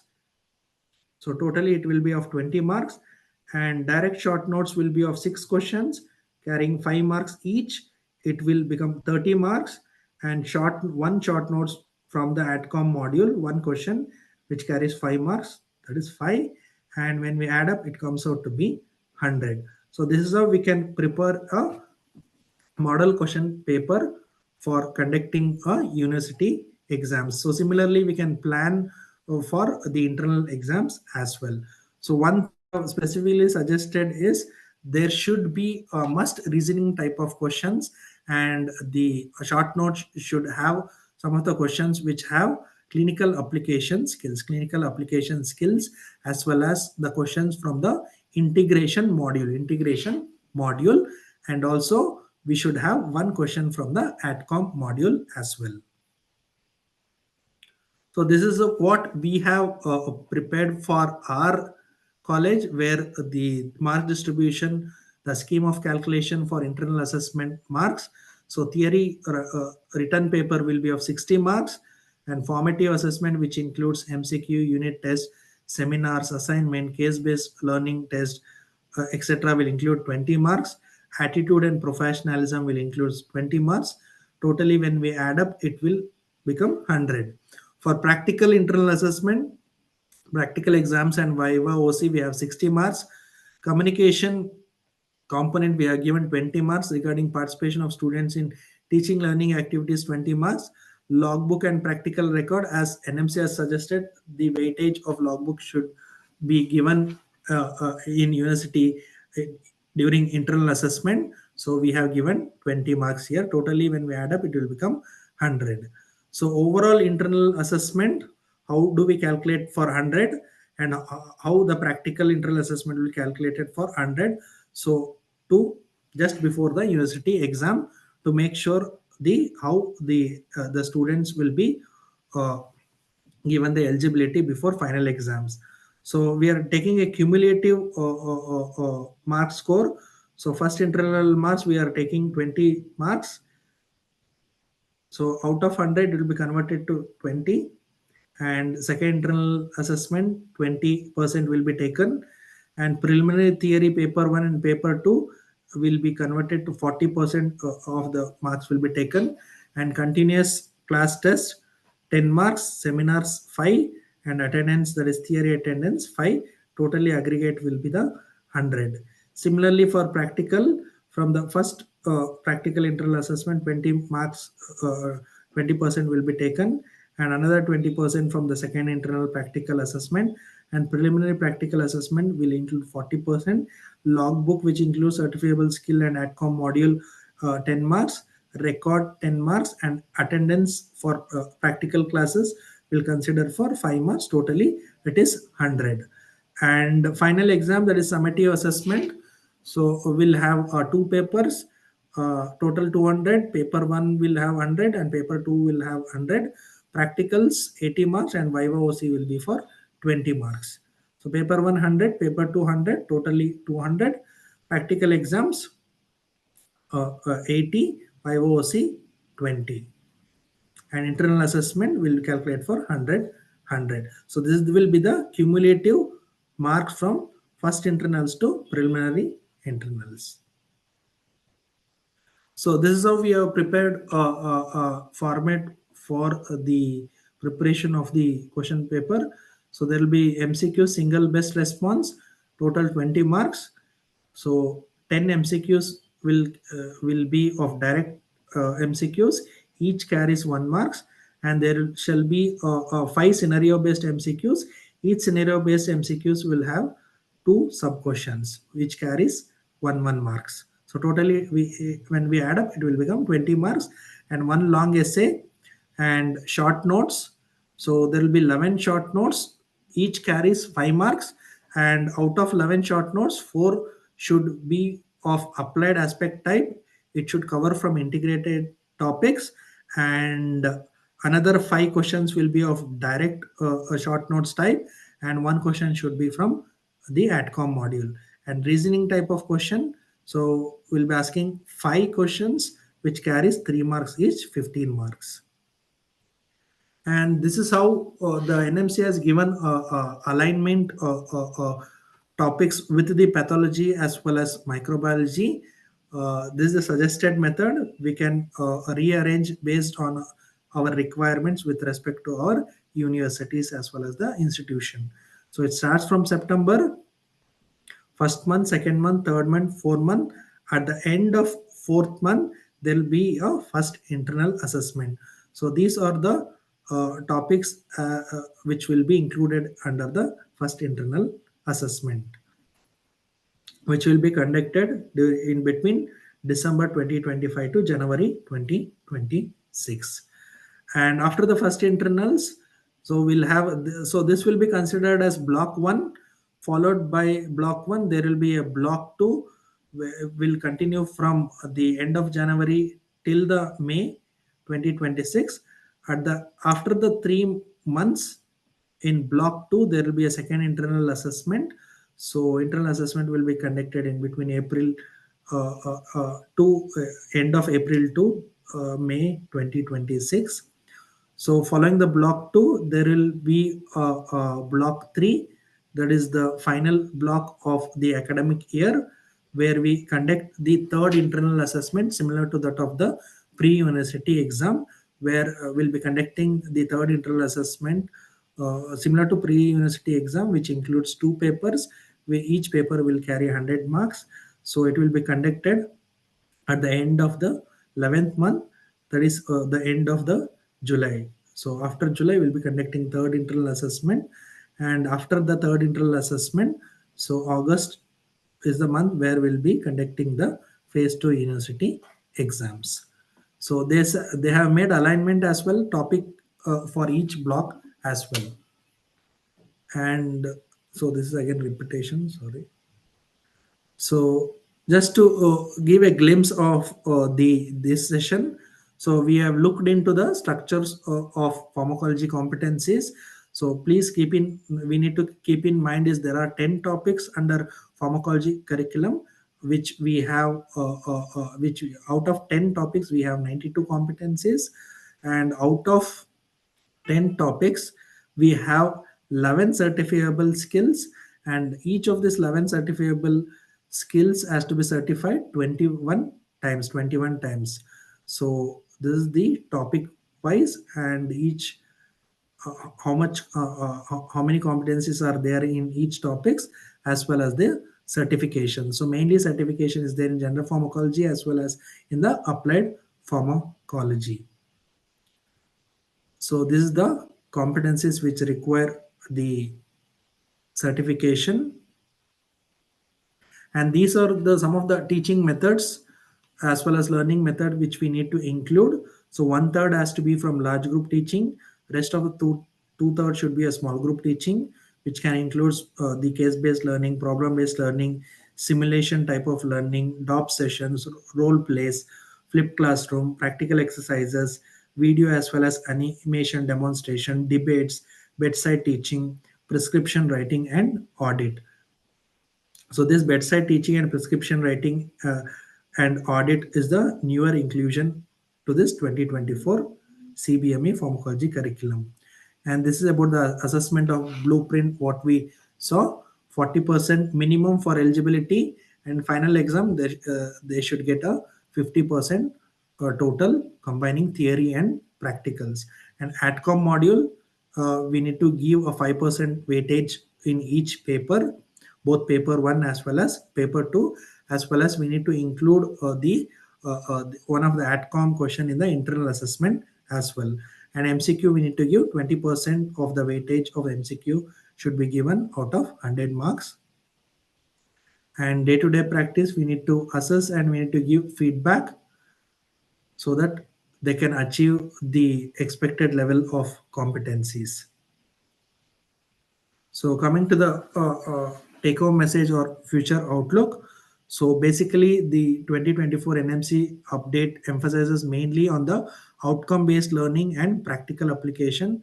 It also emphasizes on the pharmacovigilance, patient communication, and integration of ATCOM module where the student can learn the aspects of the ethics, attitude, communication, as well as the social values. And also based on that, the students will be able to acquire sound knowledge, critical thinking ability, ethical prescribing behavior in their practice. So coming to the end of this session, so basically what we are doing now is the traditional assessment pyramid. It has to be reversed. So the reconfigured assessment pyramid will help in enhancing the learner. From assessment as learning means students will take up the onus what to learn, then assessment for learning, which is our formative assessment, then the assessment of learning where the judgment will be done, that is the final summative exams. So basically, the assessment for learning will be helping the student to progress in their learning and acquisition skills. And assessment of learning will be in terms of judging whether students have achieved those goals and competencies. And assessment as learning means students will reflect on self in terms of whether they are progressing or not. So this is the same assessment for learning as so assessment for learning is very important where we give constructive feedback so that they can achieve those competencies at the assessment of learning stage, that is during the summative assessment. And to end this session, so assessment drives learning as we all know, but we should be careful in terms of assessing the student, that students can escape bad teaching, but they cannot escape bad assessment. So we need to structure properly the assessment so that students can learn better.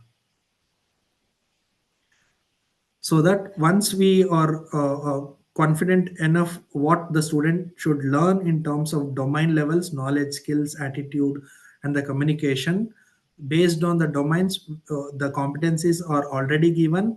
So we need to make sure that we need to achieve those competency uh, through the learning objectives so that we can achieve the Indian medical graduate roles, so that the Indian medical graduate will be competent enough to face at the global level.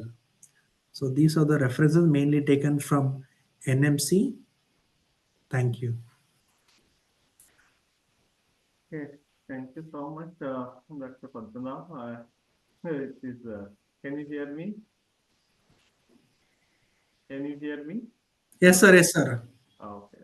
So thank you so much, everyone, for joining this program. And it was really actually very nice thing, because only thing is, most importantly, we will be applying all these learnings in the immediate coming batch. Okay, so we are conducting the exam for the previous batch, and the next batch which is going to come, they are just taking the first year examination in a matter of another 2 months, most probably 1.5 months. We will have the batch in our hand, and we'll have to implement all these learnings. That's why this session plays a very important, vital role in applying the NMC recommendations. Now I would like to, hand over the mic to Dr. Sarla Madam. Madam, as a chairperson, you can continue the session, madam. Yes, Dr. Shivamurthy, I'm here. Some of the questions which they've asked, I've already answered on the WhatsApp, the chat box. There is a hand raised by Ilamati is one there. person. If they have any queries and if they could Ilamati, answer. Dr. Ilamati, can you Yeah, unmute yourself good and you evening, can sir. ask? Good evening, madam. Thank you, the presenter. A very good presentation. I have some basic doubts. If the percentage of attendance is more than 60, what we are taking in the remedial measure? If they, is it, is it mentioned that this remedial measure, if we take and they can appear instead of going for the supplementary with the regular batch? I didn't understand your question. Can you repeat, please? You're telling Madam, if the, 60%. yeah, See, if the, I can if the, clarify like this. yeah, Those students who have 60% attendance in the mm, regular exam, okay, no, they are not yeah, eligible. So they are not eligible. They should have 75% and 80% to appear for the regular exam, madam. Suppose they have 60%, we can mm. give them remedial classes, and they can make it up to 75%, and they can be eligible for supplementary. Am I Oh, then no, madam. I mean, what I'm saying, asked? somebody, due to some valid reasons, they didn't come. Then Yes. in the last minute, we are keeping remedial, taking remedial measures, and we are keeping classes. Okay. If they attain 75%, even before the regular university exam, with the, less Yes. than, more than 60%, are they Not allowed to take up 60%. the exam? Madam, what I want to clarify for you is, say for Uh, example, there is a student who has met uh, with an accident or some reason, and if mm, you have time to conduct remedial classes, and mm, after conducting those remedial classes, if they make it up to 75%, they are mm. eligible to take up regular exam. Okay. Okay. Okay, Suppose they madam. cannot. One thing, one catch. It should be done before the third internal, I believe. Is that Dr. correct? Shivamurthy, nowhere in the document it says we should conduct before third internals, all that. So it Okay. is left to the institutions. But what I want to tell you is there is a practical issue. Yes. Simply Mm, they will start getting certificates and coming. So we should be very, very careful. Instead, what I would feel or what we do here is we wait. Anyway, they are eligible for supplementary. So they can write supplementary. We can conduct the remedial classes which they have missed or the competencies which they have missed after the regular exam, because they'll have around 1 month exam, 1 month period or 1.5 month period. We can mm, conduct remedial then and give them to appear in the supplementary examination. Because mm, what will happen, they'll start bringing all sorts of certificates towards the end. We should be very mm, careful. These are the practical issues which we are facing. So now what we have done here is we are asking them, you attend all the regular classes. mm, See, maybe in the first semester, first term, they were not able to come. Even mm, after that, if they attend, they can make it up. mm. So, because to avoid these issues, we tell them from the beginning, we are not going to give you any remedial classes as of now. Otherwise, at the end of 3 months, they'll bring one certificate and ask us to conduct remedial. Again, somebody will bring one certificate. So, I think this is what is my opinion, but it is based on your convenience, how you all want to do. Okay, Okay, madam. madam. Madam, Thank you another so much. question I have Yes, is, ma'am. I have another question. This is the 260 hours for us, Yes, total 260 hours for yes, pharmacology, yes. including our 8 com model also. No, no. No, AdCom is different. AdCom, we have 8 hours as small right. group discussion and 2 hours self-directed learning. So it is not included in that 260. So it has to be separate. Yes. And the other thing we should all remember is Earlier, we had this pandemic module, which was separately given. Now Yes, they've ma'am. included that in theory itself. So we have to accommodate that pandemic module somewhere in our theory itself and complete it. Okay. And then the last question, madam, this subdivision of marks, 20 MCQs, 10 marks for the long answer question, and 15 for the reasoning. There will be three questions, each will carry for, or 5 questions, and each will carry 3 marks, isn't it? Yes. That is one of the suggestions given by NMC. But some of our universities, we are not able to adopt. We are adopting few things. What I can tell at our level, what we have done at our academy is, we have kept a multiple choice 20. Long essay still we are keeping 2, because one will be direct question, one will be case-based question. Then short essay questions, reasoning we have kept 5. Short answer type we have kept 6. So this is how we do at our university level. The reason is, here we generate we have a large question bank. So on the day of exam, the software generates the questions. It's not the question paper generation. I mean, it's not the question paper which is selected like in Rajiv Gandhi. Here we have a question bank from which question paper will be generated automatically. Okay, madam. The last question, madam. Ma'am, Do I you have think any? we'll give a chance for others. There are other people Okay. who have raised hands. Okay. We'll give the chance. Okay, madam. Somebody by Okay. name Manjunath. Dr. Manjunath. Dr. Manjunath. Good evening, everybody here. Just a clarification on the same points about this. I just wanted to clarify that what I read from the document I understood is that the remedial classes is only for those who have attained 60% of the attendance. Just wanted some clarification on that, sir. And also, if that is clarified, also the methods for giving remedial classes, because there is it's very loose in remedial classes in what way can the expert, I mean the senior professors can give us ideas how best to conduct these remedial classes. Thank you. Okay. The first clarification is about 60%. What they are telling you is, all those children at the end of that regular whatever exam, whoever has 60% attendance and above, for them you can conduct remedial classes, and then if they achieve 75% and 80%, they can appear for supplementary. Am I clear, Dr. Manjunath, regarding that? Yes, ma'am. Yes, ma'am. Okay. Just wanted to, thank you. Second thing is, as you told, this remedial is a, what to say, unwanted thing. But when NMC says we can't do anything, and what students do nowadays, that's what I was sharing my experience.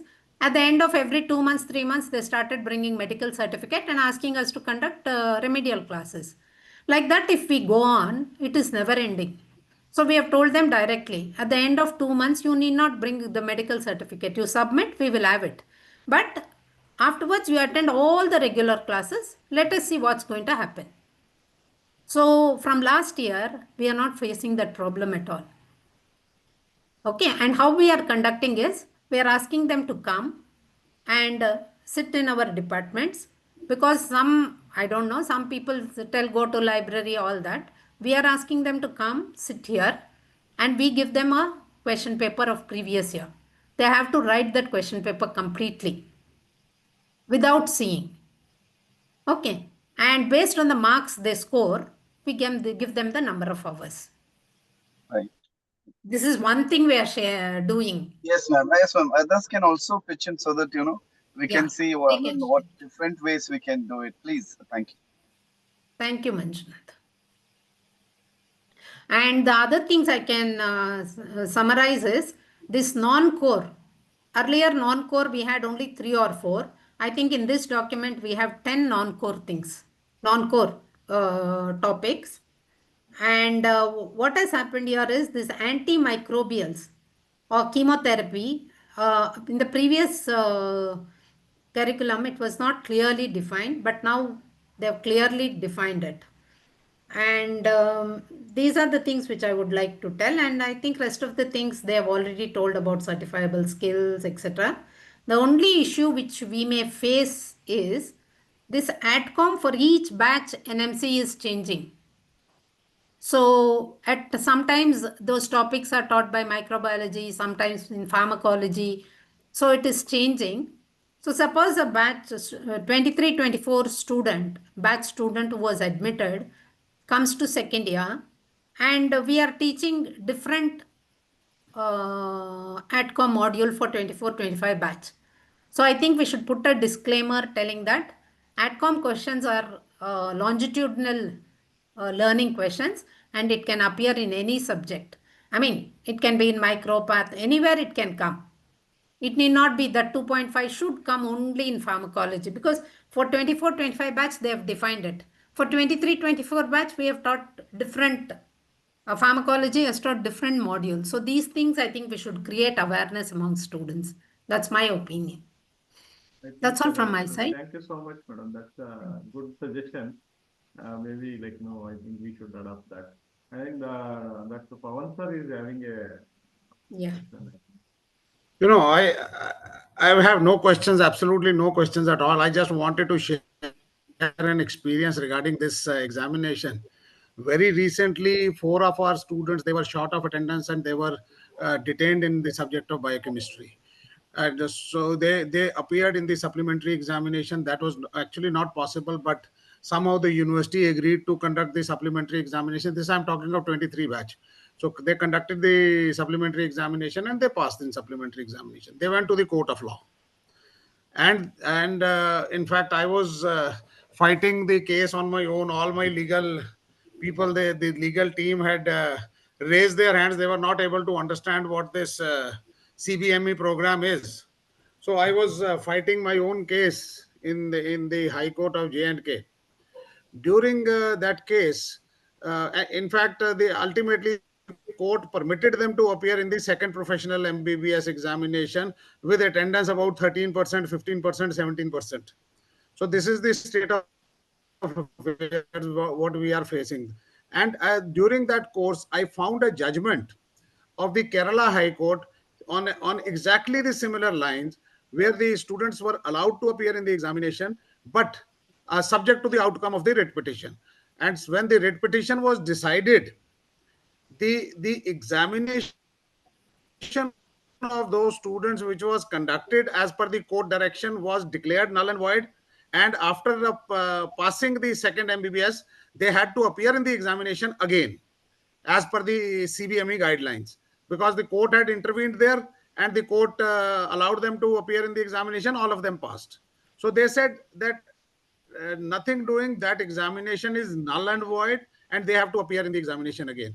But unfortunately, our High Court of Jammu Kashmir and Ladakh, they have till now they have allowed those students who are not having attendance, and they are appearing in the examination which is just going on these days. So the situation is that those students, they don't have attendance, they don't have assessment, because they joined the second MBBS after they cleared the first MBBS in the month of February, and now they are appearing in the second MBBS in the month of August. So that is the state of affairs, where the judiciary is now trying to interfere everywhere. And well, I have written to the NMC about this case. I don't know what decision they are going to take and what is their interpretation of the situation. But this is just, I wanted to inform the August House that judiciary not even leaves such kind of cases where the students are clearly clear cut short of attendance, and they don't have any assessment. The assessment is zero, zero, because they have not appeared in any internal examination, not appeared in any activities. University examination, second phase university examination. Thank you, That is sir, the sorry state. sharing the unique experience. Now, there is one question, madam. This is like a CAL has been removed. So, can you clarify, madam? I think CAL has been removed from Okay. ANS. No, I've clarified. Actually, the CAL they have removed for ANS, but Okay. PH 1.8, it says action of drugs, everything can be shown as CAL. That's why I've answered them. It is PH 1.8. So, action of drugs, probably we can show videos, everything to them and show, because see, the other thing is like this NMC telling first CAL is very important, establish a big CAL lab, all these things they tell. And suddenly nowhere in our curriculum it starts disappearing. So then we can't do anything. But should we So continue, madam? Because since we yeah, we are, continue, but yeah. then burden will become more and more every other day. So whatever they say, we'll give importance to that. Oh.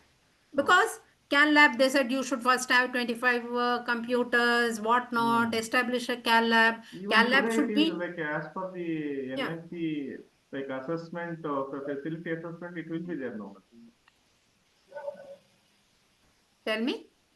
As I per didn't. the as per the approval condition, one of the conditions there will be 15 computers are required for 150 students. 25.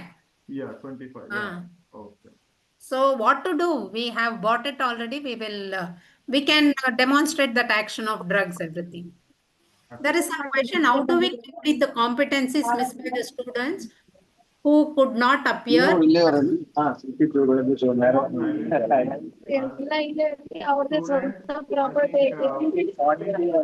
please think keep you your can mute phone. them, Shivamurthy. Yes.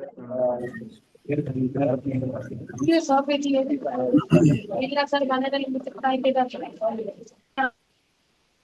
sir. Hmm. Yes, madam. See, there's one question, how do we complete the competencies missed by the students who could not appear first phase exam in the first attempt? And NMC mandates that students cannot attend classes of second phase before they pass first phase exam. Yeah, it's a very How valid question. missed by students? I'm not able to. What exactly they want? What happens, madam? Generally, what they do, first the main exam will happen, Yes. supplementary exam. Yeah, I So know. the batch comes Yes. immediately after the main exam, Yes. and then some people come after I 1 month. know. To Yes, second year. We yes, have yes. to take classes for them separately. Yeah.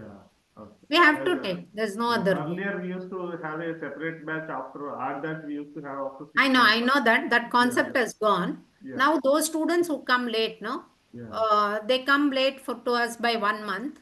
So yeah, what we do is in the evenings after yeah. the working hours, we engage them. Okay. Maybe through Zoom meetings also we can conduct. We can. Yeah. Online classes also. Yes. Anything else? I think let me just. And one more thing, can I add, sir? Yes, yes, please.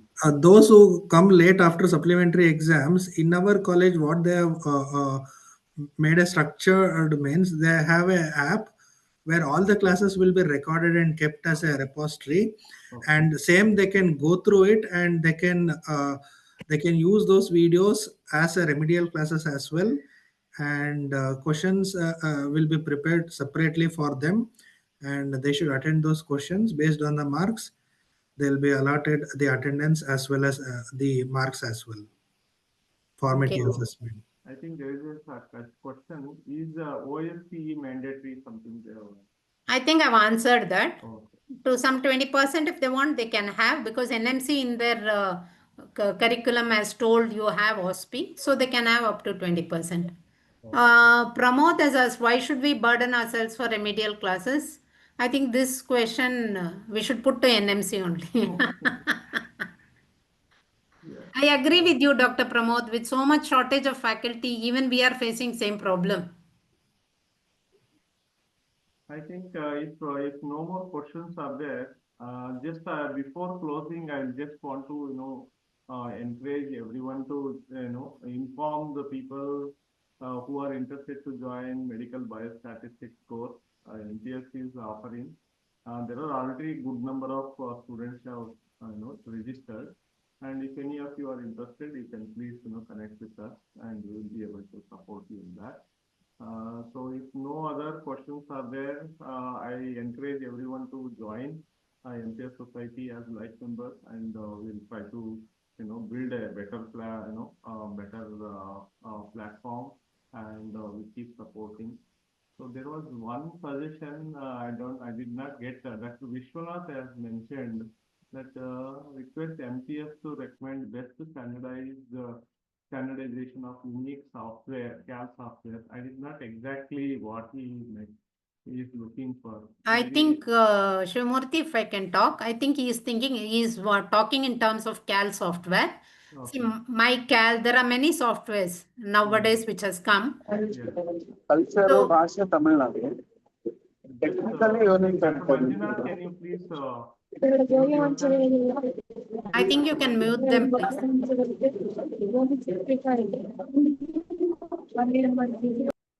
Yes, ma'am. So I think for Manjunath's answer, there are many softwares Yes. based on because each software cost is high. So based on the institution, whichever they want to, Yes, sir. they can go through the software, and whichever is applicable for them, they can buy instead of somebody recommending that. Yes. Because we are using Health Education Bureau software, Yes. and it We are is also doing cheap the same enough. thing. It's cheap enough and enough for NMC. And now so many things are available online. So Yeah. we can use that itself. So the Health Bureau we are using. I think for UGs, I think it should be okay. I agree. For PGs, it may require advanced one may be required. Okay, so with this, I Okay. think we can end. Before ending, I would like to, uh, present the certificates to our honorable chairperson and speakers. Let me just share my screen.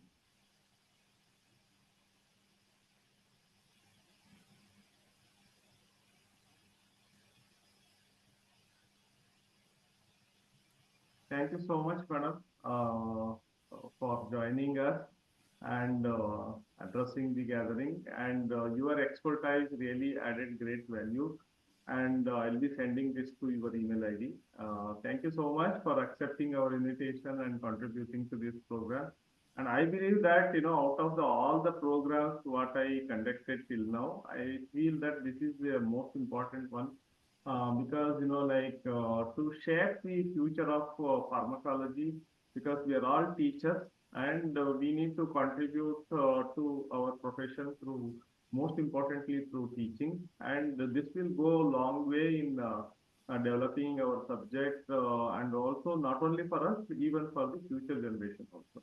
So with this, I thank you and congratulate you for joining and all the good job what you are doing. I appreciate from my bottom of my heart, and thank you for accepting our invitation and joining us. And now I would like to thank. Thank you, Shivamurthy. Yes, madam. So you would like to express any views, madam? You would Exactly. like I to think express any? we Yes. have started late and it's already 8 o'clock. Yes, I think thank you so much, we madam. thank. I would like to thank Dr. Padmanabha, Professor of Pharmacology at CES Medical College. Thank you so much, Dr. Padmanabha. Thank you, You sir. did Thank you, sir. excellently, nice job, and it went very well. And even though actually we wanted to close very early, it is already late because it became a special occasion of National Pharmacology Day, so a little bit extra time we took. Thank you for accommodating all the changes and preparing, putting your lot of efforts in preparing this is a wider subject. It is not it's an unlimited subject, I would say. You really did very good job by explaining everything that is in a simplest possible manner, because it's a complex one. Actually, medical education topic is it looks simple, but it is not simple. So pharmacology, if we consider this, teaching pharmacology is much easier than any teaching medical education, because we are teaching the teachers.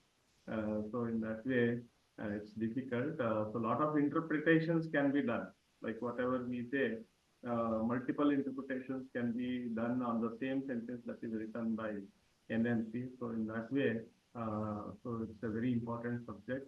Thank you so much for accepting our invitation and contributing to this. Wish you all the best for future also. I'll be sending this to you through email. Thank you. Thank you, sir. Thank you, sir. Okay, if no more questions are there, so we will look into, we will come back again with the next interesting program. So we'll take some time because now it is the examination time. So all are busy with conducting university exams and paper evaluations. So we'll come back again. So please give us some time and we'll announce the next subject. So with this, I would like to close the close the conversation with a good note saying that Happy National Pharmacologist Day, and wish you all the pharmacologists a great success year ahead, and looking forward for like working with all of you. We look forward for collaborating, doing research together, working together, and joining the conferences and workshops and the webinars like this. And we all collectively will grow together and will contribute to each other. So thank you so much. With this, let us end the day. Good night, good morning, good evening, wherever you are. Thank you. So I'll end the call. So